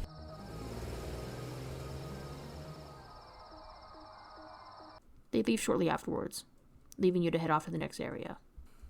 So another fun fact, one of the original premises of the game was to make it to this well-known festival. But the plot changed once Jon started to get more perspective on it, on where he should take the game after visiting 11 Bits, another indie studio that resides in Poland, which led to a political influence on the game. I believe that this is like an homage or maybe even bits left out from the festival aspect, though I think it would be the former considering the production of this game. With that in mind, I love that it is a side encounter, and they make it work, especially with Sonya's character. It has a much more interactive environment, with you being able to interact with some of the NPCs in the background, and in your downtime, you can win badges from this game host and play a couple of mini-games. Dance around with some strangers, and look at the environment overall. I feel like some bits must have been cut out because in one of the earlier builds of the game on the PC, and I believe on the Switch, the badge that you get from the guy hosting the game has the text whip in the corner, but was removed in later patches. And I believe that badge was going to be used in order to get to the way back of the party that's blocked off by that one guard. Which is a bummer if that's true, because I think this is a really fun encounter to get. Also, I haven't gotten this encounter past when the 15 crosses, so I don't know how much different it is, but this guy over here on the bench does supposedly talk. He has lines in the game. So while I can't offer insight in that regard and how much it differs with the stalking aspect, it's still a cool encounter to get either way. Sonya is funny in this encounter. I personally find her lines funny in general anyways, but these lines stick out to me more here. And I like the characterization that are prominent within her lines. It's a lot more humanizing. Despite the one character that makes the latter half of the encounter intense, especially if you got his encounters beforehand, it's overall fun and engaging in every sense. Number 1. You're the inspiration. Find yourself in Sonya's limo as you see how she's clearly tipsy or drunk. When you refuse to drink with her, she assumes that you don't like her, thinking that you're a Black Brigade. The mood shifts quickly, and she admits that she doesn't like herself. She then tells you a secret that she's been holding on to for a while. I'm gonna let you in on a little secret. Something no one else knows. Something bad happened once. Really bad. 10 years ago, a young girl died during one of my broadcasts. There was an explosion, and she was under the mountain peak. I tried to save her as the rocks came down. I did. But by the time I got there, well, it was too late. Thanks. But enough of all that. That's enough crying for one day. Let's take this party to the next level. You try to suggest 4 ways for her to calm down and catch a break. You're right. This music does suck. Gone at this point, she tells you to put on something better. Pickle, you're up! Use that normal-sized remote there and find me a new song! The button you pressed clearly turns off the radio, and Sonya starts to dance eagerly. This is the craziest music I've ever heard! Are you hearing what I'm hearing, Honey Bunch? Listen! It's like expanding my mind, Snugglecans! I know you can feel it too, Gummy Bear! Just let it take you away! Your perception of the limo starts to shift, and you're up in the sky with Sonya, heading to the mountain peak.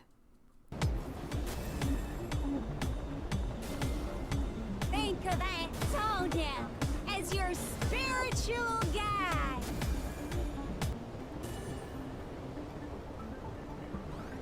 This is what a bird feels like. Lift me. Yeah! And Sonya's right the goddamn bottle of bubbly. Woohoo! Tater Tot and I are coming for you, Border.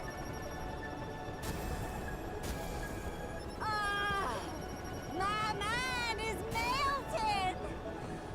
Oh, and I love it.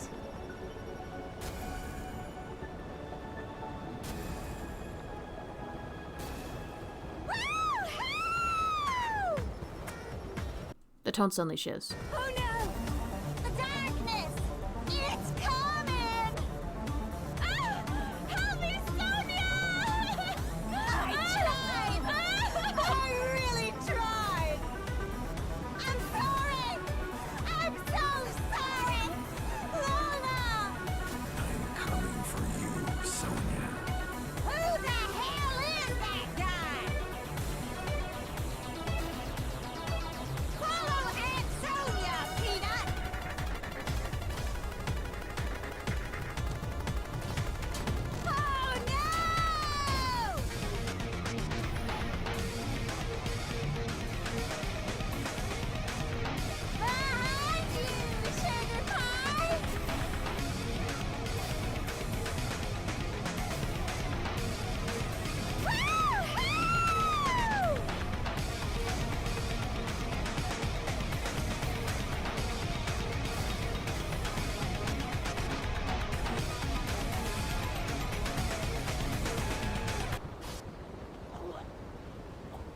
You find yourself back in the limo with Sonya, as she vomits out the alcohol.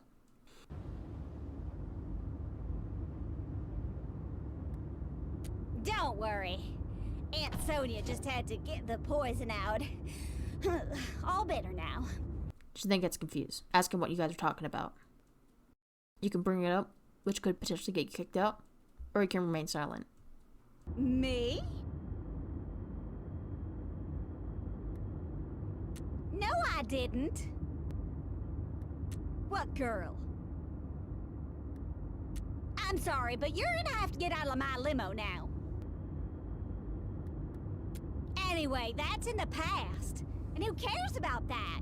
Only those unhappy in the present. The encounter shortly ends, as you're taken to the next location. So another fun fact, Lola's part of Sonya's story actually belongs to a scrap character named Judith, a rebellious nun in training that's directly responsible for the death of another character's family, that being Jarod. Eventually Sonya's character was then tied to Stan and Mitch's storyline by all three of them being written as siblings, and then with her story being tied to Jarod's character storyline. I very much like this change, as it flows more consistently. Anyway, this is a peak Sonya encounter. The visuals and paired with how much Sonya has slipped away mentally and the grief and guilt she struggled with is intense, even if the imagery is occasionally eye-straining.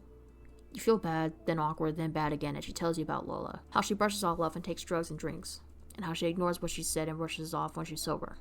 Both visually and conceptually, it's a great way to look into her psyche, and see how that repressed trauma has affected her. Looking at the song was based on, the main chorus of the song cements the idea that Sonya does value the talk she had with you, even if she doesn't acknowledge it. Something that really sticks out to me is after the 15 reaches the border. When you ask her, can you tell me anything else? If Stan and Mitch stopped Jarod from killing her. She then says this. Well, my brother's knocked out someone who wanted me dead. Maybe that was her father? I think she knew for the full 10 years who was sending her the death threats and who was after her. Stan and Mitch's comment about her, how she's sharp as a tack, is undoubtedly true. At least from the death threats that we do see or get, they're structured the same way. The clip of Lola dying is broadcasted constantly when referring to the attack, and the letters have been coming for 10 years. You can clearly see cases where her father is following her around, and I don't think that Sonya is oblivious to this or hasn't made the connection beforehand. I feel like I need to say this, but honestly Sonya could in fact be suicidal, or at the very least she doesn't care enough about her well-being to either report the stalking or to do more to prevent it, like not going out to as many public places, or letting security at bigger events know. So it makes me think that maybe she thinks that she deserves what's happening to her, and therefore doesn't do much to actually stop it. She doesn't have anyone close to her that she's known for a long time like Stan and Mitch. Even Adam has only been a bodyguard for a short period of time. So she reverts to drinking, taking drugs, and partying, all to hide the fact that she's alone and guilt-ridden about Lola. And the imagery intensity of this encounter really shows that. It's the one time we see her facade slip, and she's just someone who's vulnerable before she quickly puts back on that mask towards the end, brushing it off and even getting angry if you bring it up. While I do think this one is better to get after you learn more about Sonya, I still see it as one of the most humanizing, wonderful encounters. I think by now, after mentioning him several times, we should take a look at Lola's father.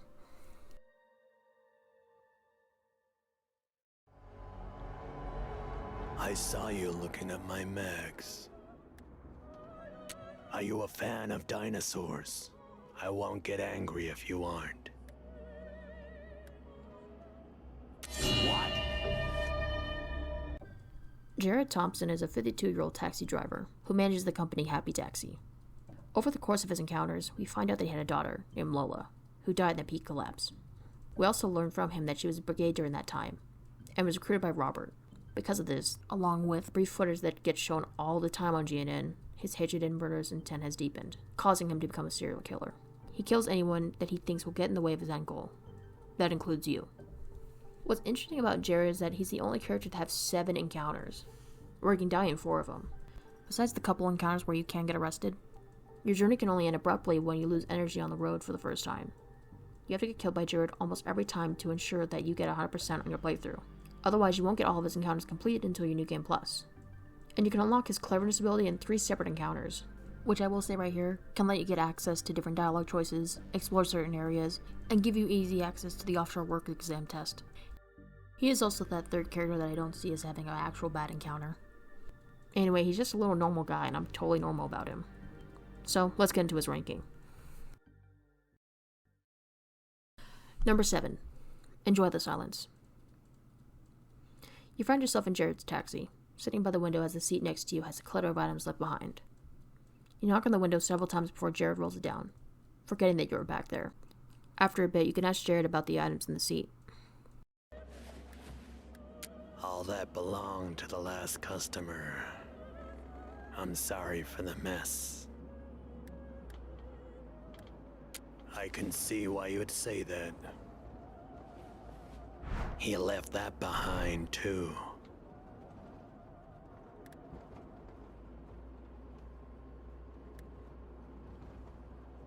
Oh, I'm not a violent person myself. The sight of blood and I faint. Not a lot gets by you, I can tell. By the way, everything I'm telling you is the truth. We're called Happy Taxi, but we could be called Honest Taxi, too. After you're done talking, you can lean up closer to him. A meter appears on screen. You head back into your seat with the meter going down. Stay seated. Enjoy your ride with Happy Taxi.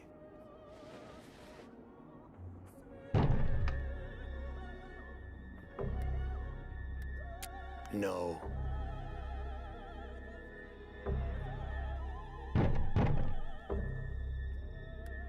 Sorry, I didn't.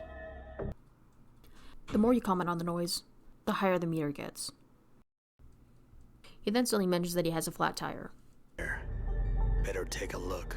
Sit tight, okay?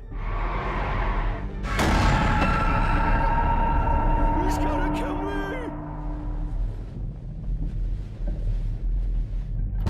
I don't want to die! No, please! You can look in the front seat to unlock the door. Honking the horn or waiting for the time to run out leads to Jarod coming back. It's one of those good news, bad news situations. The good news is I fixed the flat. If you unlock the car door and leave, you will live. And here, you can unlock the cleverness ability. And then you leave Jarod and the Trap Brigade. While this encounter can leave a strong impression and recognize him as a threat, I think there are other encounters that show him to be more of a threat effectively. It's funny to get it when you know what Jarod is like and how he's blatantly lying to you. And to be fair, I feel like you can catch on quick even as a new player. But honestly, there's not a lot I can add to this encounter. I honestly really enjoy this encounter when I get it after the 15 reaches the border. It makes it feel like an appropriately closed book ending. He's gonna kill me!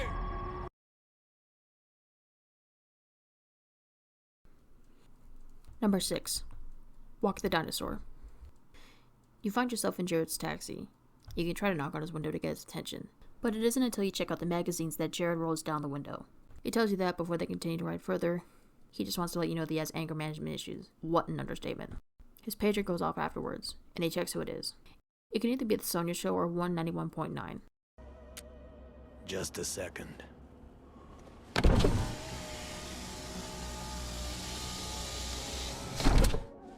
Damn!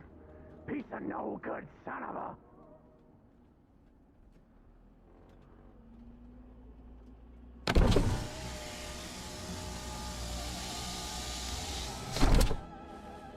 I'm feeling much better now. After recollecting himself, he then mentions how he noticed you looking at the magazines. Max, are you a fan of dinosaurs? I won't get angry if you aren't. Saying yes or no does alter the mood heavily, as the meter on screen pops up again. Afterwards, he'll ask you if you've seen the movie Gigantic Park, which is a play on Jurassic Park. Answering yes or no doesn't raise the meter. He then tells you to lean forward, saying that he wants to show you something. Leaning forward engages in a cutscene where he can show you his portable VCR. That's a portable VCR. Now I can watch tapes whenever I want. When GP comes out on VHS in Petria, I'll watch it every day. Whether or not you choose to lean forward, he brings up his daughter. My daughter would have loved Gigantic Park, but she passed away. Lola. But I'll make it right. And in the meantime, I won't think about that terrible thing that happened to her.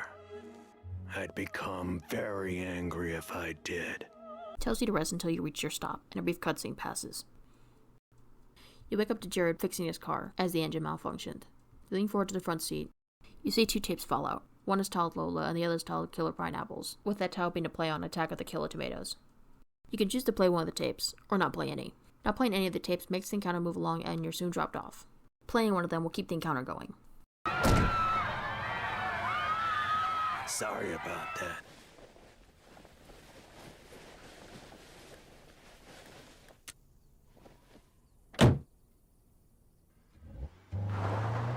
I heard a noise earlier, like screaming. What was that?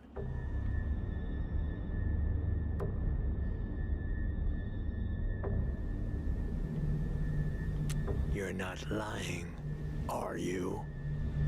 The VCR is warm. You watched one of my cassettes.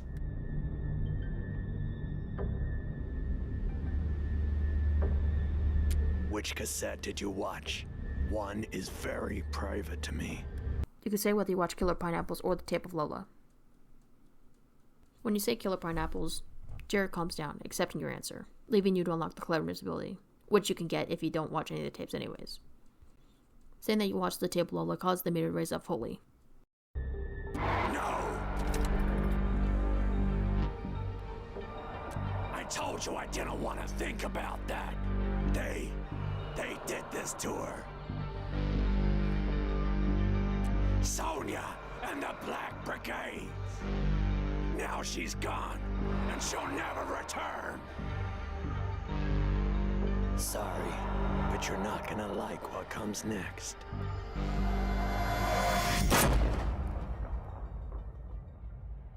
Okay, but like, in this encounter, does Jarod not know how funny he is? Like, in one of my later runs, I told him I didn't like dinosaurs and I didn't watch Gigantic Park. His reaction is literally funny. It's okay. I won't get upset. What? I'm just kidding. Like, ripped to the teen, but I literally would have laughed in person. I would also probably get killed by him. But yeah, otherwise it's haunting when he kills you here, honestly, with how the shot just pans out. It's a stark difference to when he kills you in the other encounters. And I feel like it's an encounter that I think the writers were banking on you getting first because of how the ending shot plays out, but that's just simply my guess. This was my first encounter that I got with him, actually, and I didn't check any of the tapes. So it wasn't until another encounter that I saw that he was more of a threat. And how he acted here just essentially went over my head. So I missed out on getting killed the first time. But in all seriousness, I wasn't expecting this one to be this slow, but in hindsight, his other encounters where we meet him not in the taxi are a lot more interactive and engaging compared to this one anyways. But this encounter is still good, and it can be mellow if you play your cards right. Number 5. Take your time. Do it right. You're walking along the road near canyons as there's no car in sight. It isn't until you walk along further that you hear Jarod's taxi, playing the flower duet. He sees you, and immediately speeds up, parking his car alongside the canyon, whistling the flower duet. You turn the corner and you find that he's gone, yet you can still hear the whistling. You can go forward, or examine the trunk. Either one causes Jarod to pop out.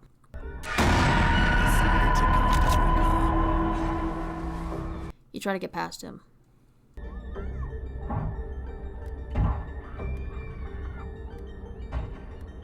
Don't tell me what to do, Brigade.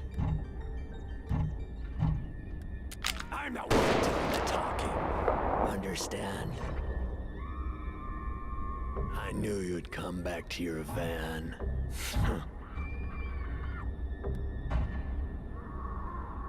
That's what the B stands for, right? Brigades. What did I say? Now. After firing another shot into this guy, he tells you to go find a light in the van. You get the light for him, and he still associates you with the van. Finally, he says that you two are going to play a little game. Hot and cold. You finally find the hot item, getting to his trunk and opening it.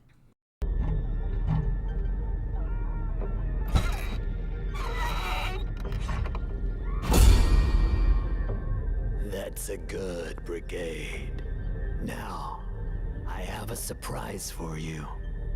You like surprises, right? He orders you to grab the can. He tells you that the surprise is that you both are going to burn down the van with the gasoline. You head over to the van, pouring the gasoline.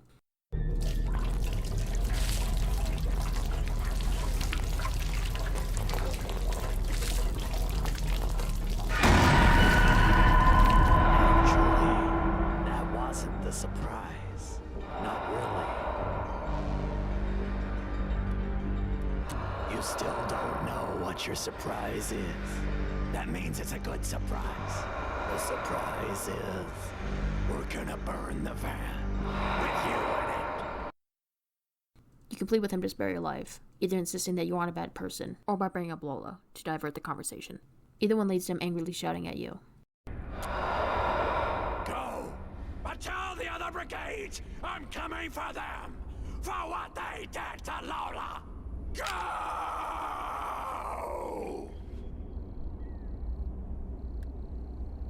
And remember, tell them! You leave as he shoots the van, lighting it on fire, and the encounter ends. Something I didn't find out until recently is that if you get killed in any Jarod encounter prior, you can see the graves lined up on the side of the canyon. That adds such a fascinating aspect to his character. I interpret this as a way for him to feel like some sort of closure. I mean, he likely never got the chance to bury Lola, so he makes up for it by burying the teen that he kills. Also, one thing I haven't mentioned yet, but whenever you get killed by Jarod before the 15 crosses, excluding one encounter which I'll be talking about soon, your sighting gets reported on the Sonya show. Sonya on the show states that a witness saw a missing teen. I'll just play out how the report goes right now. Viewers, I've located a source who saw the missing teen I discussed in a previous episode. Let's call him now.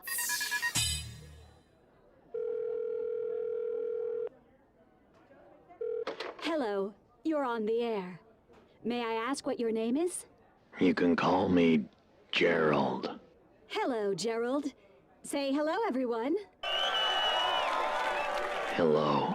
So, Jarod, you saw the missing teen? Yeah, I gave the kid a ride. Well, tell us more. Looks like the cat's got your tongue. I did want to say something else. Something to you, Sonya. What is it? I'm coming for you. Okay, then. One thing that's interesting to know is that Jarod is the main character within Lockmay, the British officer that falls in love with the character Lockmay. The story does have literary significance with Jarod, which will also be mentioned later on. Anyway, getting back on track, this encounter is pretty intense. I like getting at nighttime since it really sets the tone. If you also try to leave at any point, he only fires his gun in the air, so you can't die with this encounter. What's also funny is that when you try to leave in the wrong direction after he tells you to go, he shoots around into the air, telling you not to go that way or a wrong way. This is likely the game's way of telling you that you can't go that way, but in-game I like to think of it as Jarod knowing full well which direction you're actually heading to. With that being the border. That, or he doesn't want to see when he makes his way back. Either way, it's funny. Pointing out this one submission, it does set the tone perfectly at how Jarod's mood shifts drastically, and that it's a good introduction to his character. Pointing out what Camp says, Jarod thinks a lot more than he actually talks. This is why in many encounters he becomes enraged out of nowhere. Quite frankly, I think this is another interesting aspect within Jarod's character. So, all in all, it's a good encounter, even if it's not the strongest one. Number 4. Praying for time. You're driving down the road as you look around the car, putting on the radio. You then hear the latter half of the Sonya show, telling you never to stop for hitchhikers, as they could be dangerous. The show then ends and you continue driving into the night, as it starts to rain. It's silent until you notice a figure in the middle of the road, that being Jarod.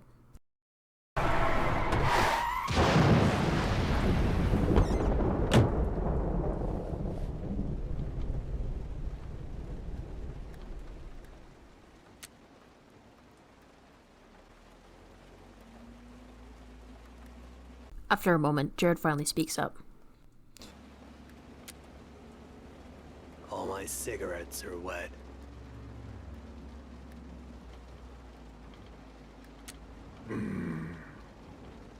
You could try talking to him further, and he talks about how 2 guys are after him, or were, depending on when you get this encounter. If you get this out of the 15 crosses, he says that they stopped following him, and that he's only out in the rain because his car broke down. Either way, the conversation shifts when he tells you that something is wrong with your doors. Hey, something's wrong with your doors.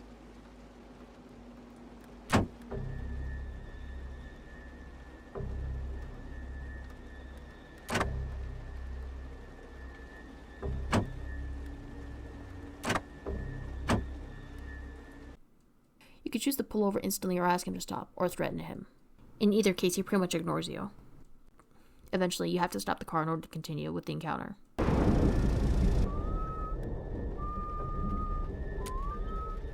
I'm not going to do that. Do you know why?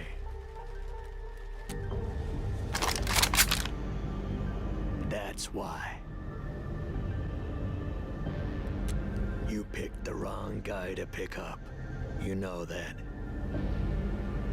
Now drive. As you keep driving, he tells you that he just wants to chat. And although you try to make conversation, he immediately gets bored of what you're saying that he'll instead ask the questions. I'll tell you something else. I've been thinking about killing you.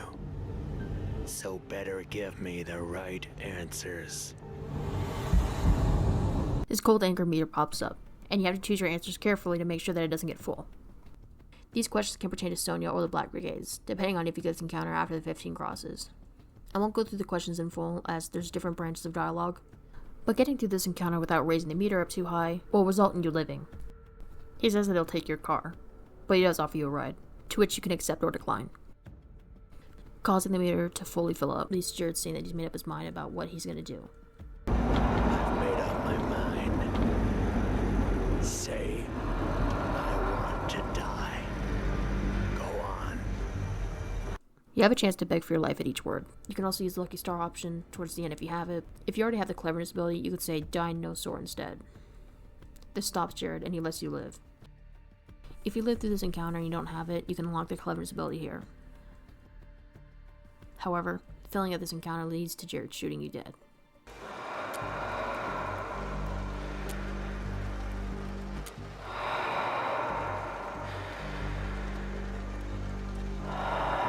Then let me help you with that.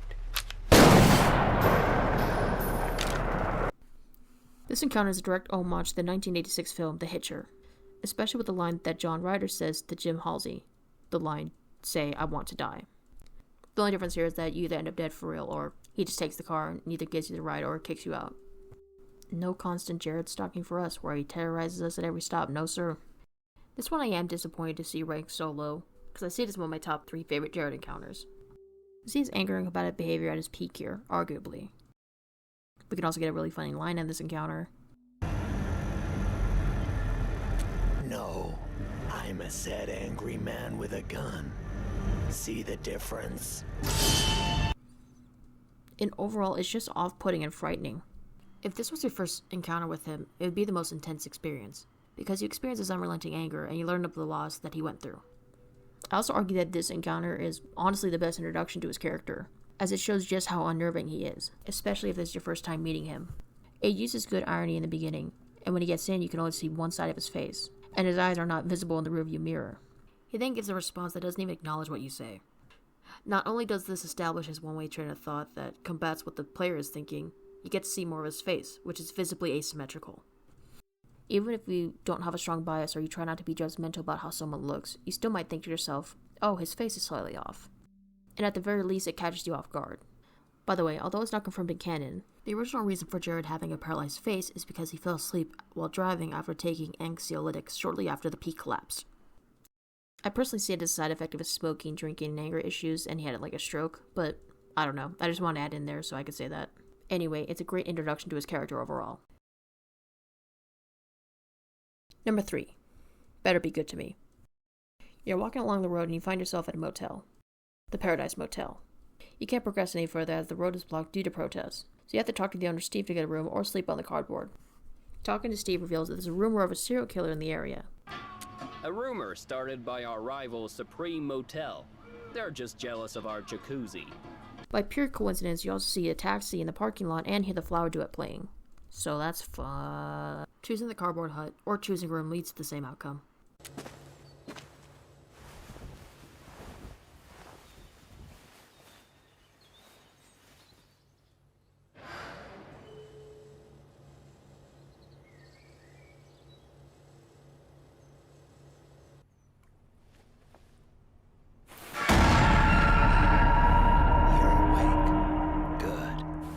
Sleeping on cardboard. I couldn't have that.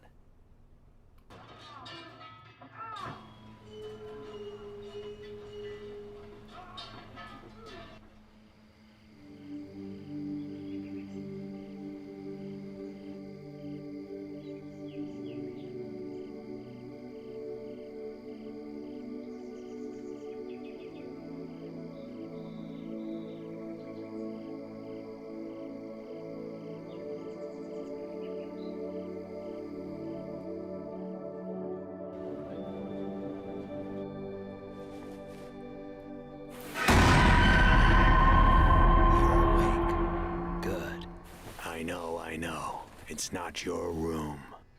Don't worry. I'm a taxi driver. I'm used to sharing spaces with strangers. He tries to reassure you either way, and responds nonchalantly to your freak out. He then starts to explain why you're in the room. Don't worry. I just need your help with a little problem. Uh-oh, could be a cop.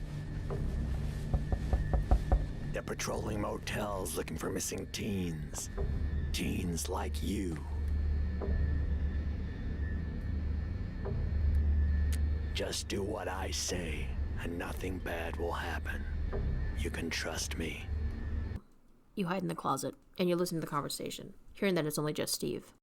The dialogue can continue on, but eventually you have to look around the closet.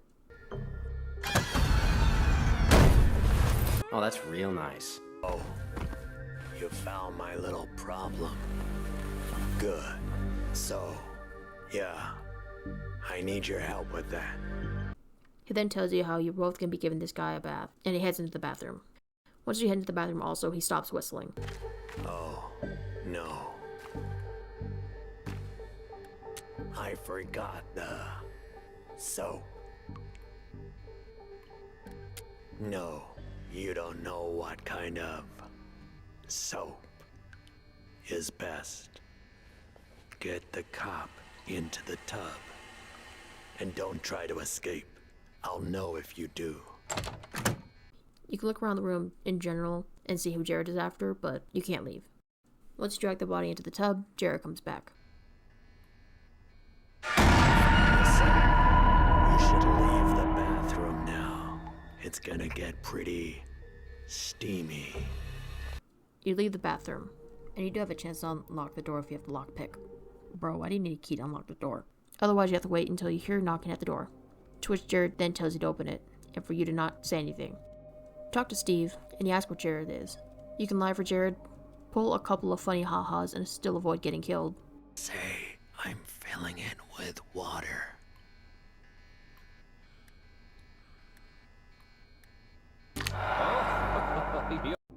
Or you can just flat out snitch on Jarod. Of course, doing the latter will get you and Steve killed.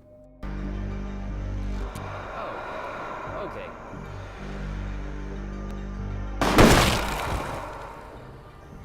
Lights out. After Steve leaves, Jarod tells you that you can go too, and pays you for your help. You can also talk to Steve before you leave, but doing so will cause Jarod to kill him, though you will live. The encounter ends either way. Steve, I'm going to rank this the lowest encounter now. Where is the jacuzzi? You're a liar, you're a cheat, you're a scam artist. But yeah, this is a really fun encounter to get. I got this on my New Game Plus as the very first encounter, and it's really funny in hindsight because it was the last one I needed for Jarod. So knowing how his story ends and getting this encounter is absolutely bonkers. It caught me off guard so much that I ended up pausing my game laughing really hard that I had to restart the encounter. Nevertheless, it was entertaining getting it for the first time. And while I personally like seeing the sadder sides of Jarod, it's a good reminder that, besides all the times he can kill you, he's constantly out for blood, and that's his lifestyle. Also for console users, it's supposed to be a cop model.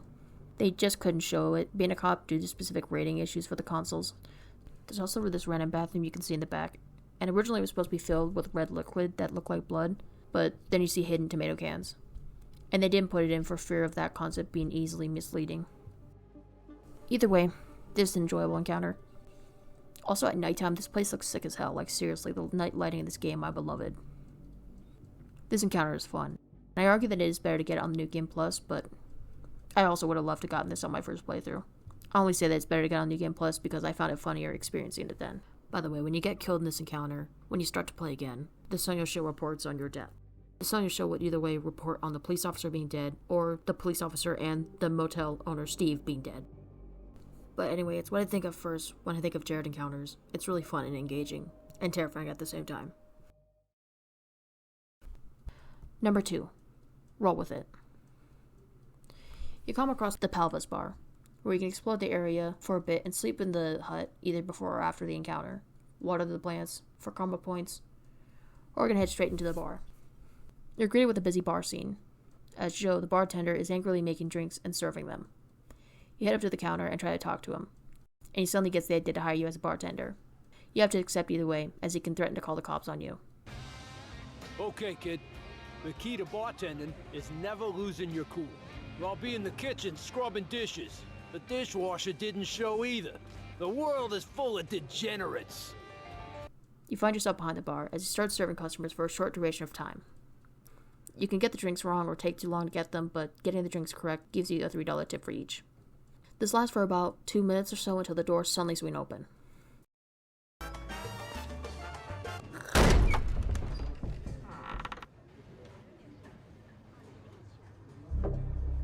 Jarod gets up to the counter, asking you for the Jarod. You could serve that, or you can serve him one of the drinks off the wall. Or you can get his drink wrong entirely. Either way, nothing happens. You just don't get a tip from him if you serve the wrong drink or mess up his order. The encounter continues on, as Jarod gets drunk, sitting alone at the bar. You talk to him for a bit. I do have a drink named after me. Thanks. You heard the TV. 10-year commemoration for the victims of the attack is coming up. My daughter was one of the poor souls who died under those rocks. Lola. Joe finally finishes up in the back and gives you a free meal. He then sees Jarod, then he tells you to leave. As you start to leave, he calls to you. Hey, kid. Be careful out there.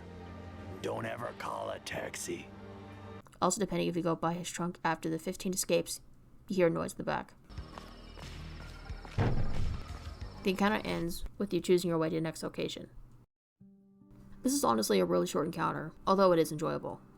I do wish there was the added content to where Jarod can threaten you to not make the Sonya drink, or recognize the alcohol if it was used 3 times, but that was apparently pushing their scope. It's surprisingly a lot more calmer encounter with Jarod, but I think given his other encounters, it's a nice change of pace. Also a small detail that I don't even know if it's like a bug or if it's an actual detail. When you ask him what his daughter's name was, his head does follow you as opposed to when you say sorry or ask about the attack. It could have been unintentional, but I like the detail nonetheless. The environment is cool, and it's nice to see other people in the world and see that the world functions outside the characters and your journey, much like with Suspicious Minds. In retrospect, I think this encounter is really needed, especially when showing his depression about Lolo's death. It's such a nice humanizing moment, albeit as well Jarod is using unhealthy coping mechanisms.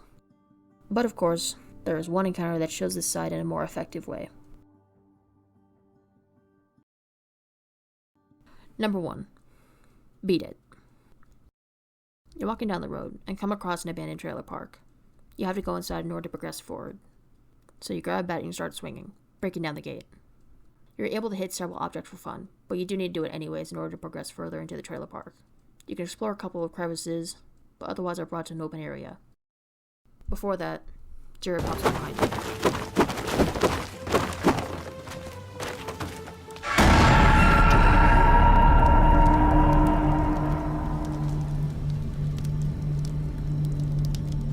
You've been breaking things, haven't you? That's not very nice. This time around, he actually acknowledges that he's scaring you and apologizes. He walks in front of you, telling you to follow him, showing you the main hub of the trailer park.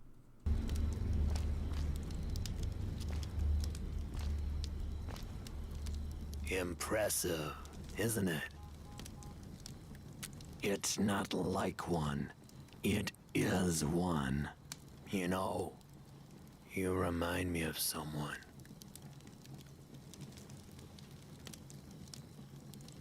Never mind. You learn that this place is an old brigade hideout, that this is where they initially planned the attack in '86, and that it was dispersed after September 9th, and that it's been abandoned ever since. Jarod tells you to look around further, though you can only comment on the large tower in the middle. That's what they called the radio tree. They used it to make their radio broadcasts. You're looking at what allowed them to recruit their members. It is terrible. That's what I wanted to show you. Jarod then suggests that you two break it, and you can't say no. A minigame starts where you break down the tower, and it eventually falls down.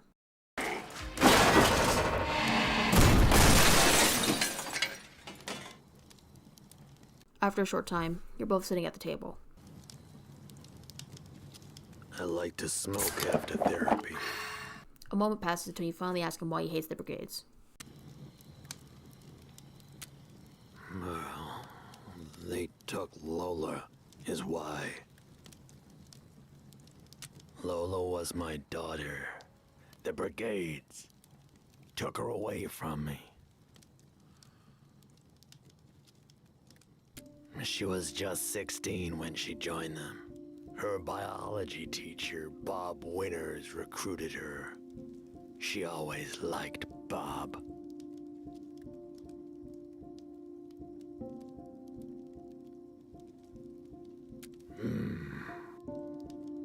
I'm saving him for last. Never mind. Today's a day for healing. She was. When the day came for the attack in '86, they sent her and some other members to the wall.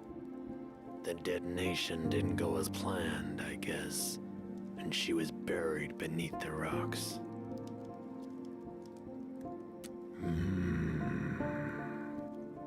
She wanted to be a paleontologist, someone who studies dinosaurs. She knew everything about them there was to know. Their names, what they ate, everything.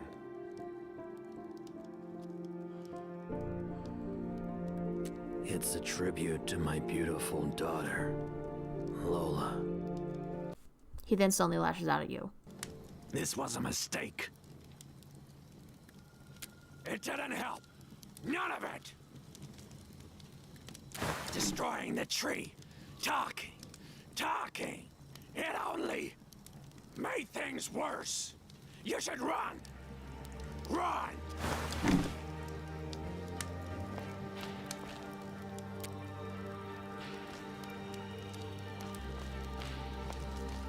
You quickly leave, as you hear gunshots. You don't see him, so it's vague as to what he's shooting at. Before you leave, you can see a letter on the bench if you get this encounter after Zoe is recruited by the brigades. Otherwise, you can choose to sleep, then finish the encounter, or finish it right off the bat. This might sound like a bias, as Jarod is my favorite character, but this is what I consider to be a top-tier Road 96 character encounter. I think there's a really good reason as to why people tend to like this character. I'll never condone his actions, but you see just how tormented he actually is. Besides the scenery being engaging, the minigame being pretty fun, you get a deeper look into Jarod's motives. All of the other times you meet Jarod, you're basically forced into the same space as him. This is one of the only times he actually allows you in his personal space. I mentioned one of my points earlier. Lakme does carry significance to Jarod's story. In the opera, Jarod is a British soldier that meets Lakme as she and her servant are collecting flowers. The two meet and eventually fall in love, while her father disapproves of this relationship.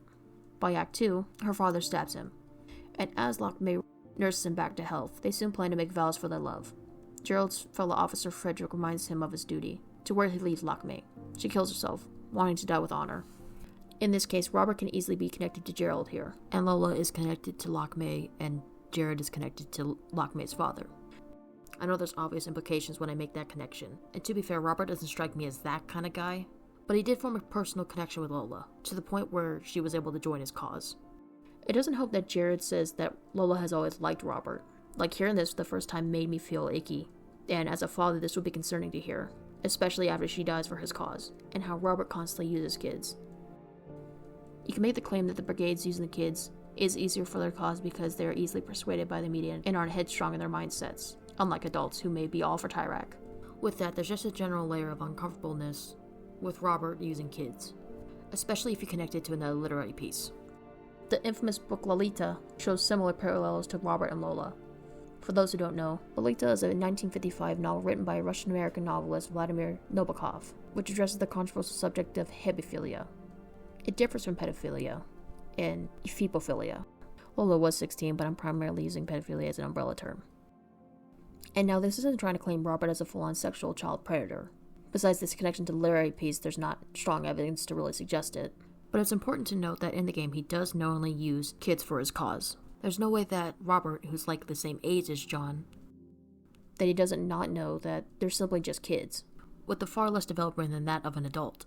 It doesn't help that the book centers on a man named Humpert, which is a close name to Robert, that is also a teacher and that the character Dolores' nickname is also referred to as Dolly, Lo, and Lola. Coincidence? No, probably not. No, I generally think that the devs knew this, seeing as also was originally published in France.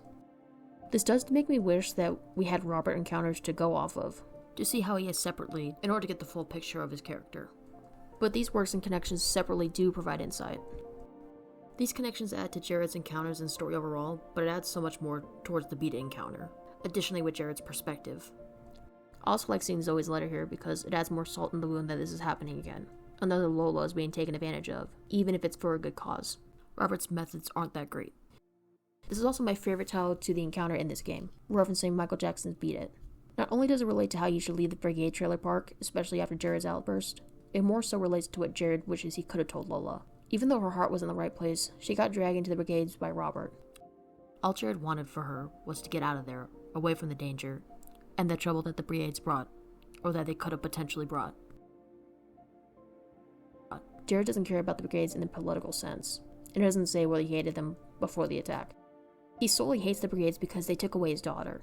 To him, it didn't matter who was wrong or right. She needed to get out of there, away from them.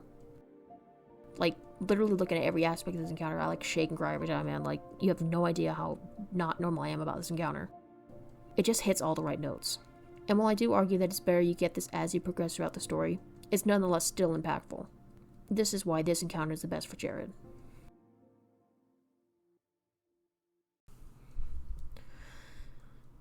So as you can probably tell, I'm very normal about this game and its characters.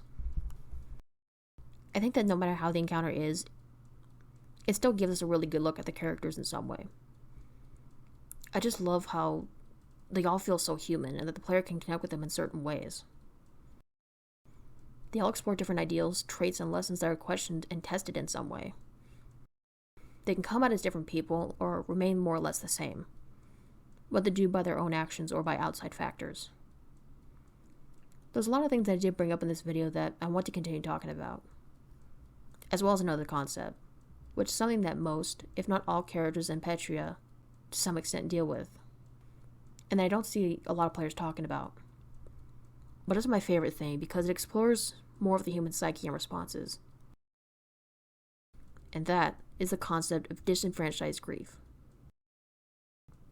But that'll be talked about more in my next video.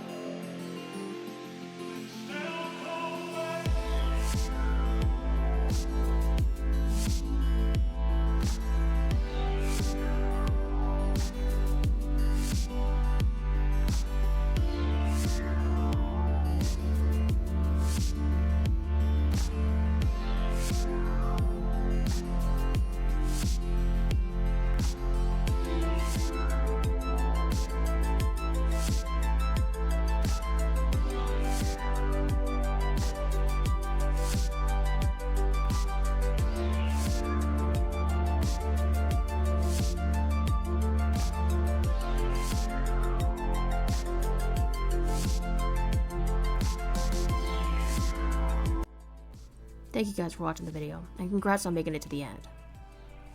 I'm still kind of recording this and editing it all out, so I don't know how long this will be, but I'm willing to bet it's going to be way longer than I imagined. I'm going to hate myself for it, but also not, because I think this game really deserves a long video. Hopefully you guys check out my second video, whenever that video comes out. Either way, I'm glad to have made this. I'm probably not saying anything really new, and to be fair, this video is kind of late in retrospect, but I just wanted to express my love for the game and to the devs. I haven't had a piece of media that made me fire up in such a long time. Not like the way this game has. The timing of this game was needed to, besides external reasons and the current state of the world, it mainly hit me for personal reasons. and it also gave me a bob of a soundtrack to listen to. Like, I didn't even go into detail on that part, but like, the composers got it. Like, they understood the assignment. Like, how did that happen? I can't even fathom that. I recommend that if you haven't checked out Road 96, that you check out Road 96 for yourself. I've been working on this video for a bit, and not too long ago, that shit with Unity has been happening, and I don't know if they can go through with that or not. But this game and Mile Zero were made on Unity. And the devs were talking about a new project too that they've been working on prior to the whole fiasco, so if they do go through with that, then check out the games before next year. Otherwise, you can buy the merchandise in the stores and the physical books or ebooks too. And like I mentioned, check out the documentary. Do things like create fan art, videos, or written works, or engage with the devs in any way you can. Here's my sources cited for the video. In all seriousness, I will link the videos mentioned in the description. And of course the Google form as well. Anyway, I will see you all on my future projects. Thank you for watching.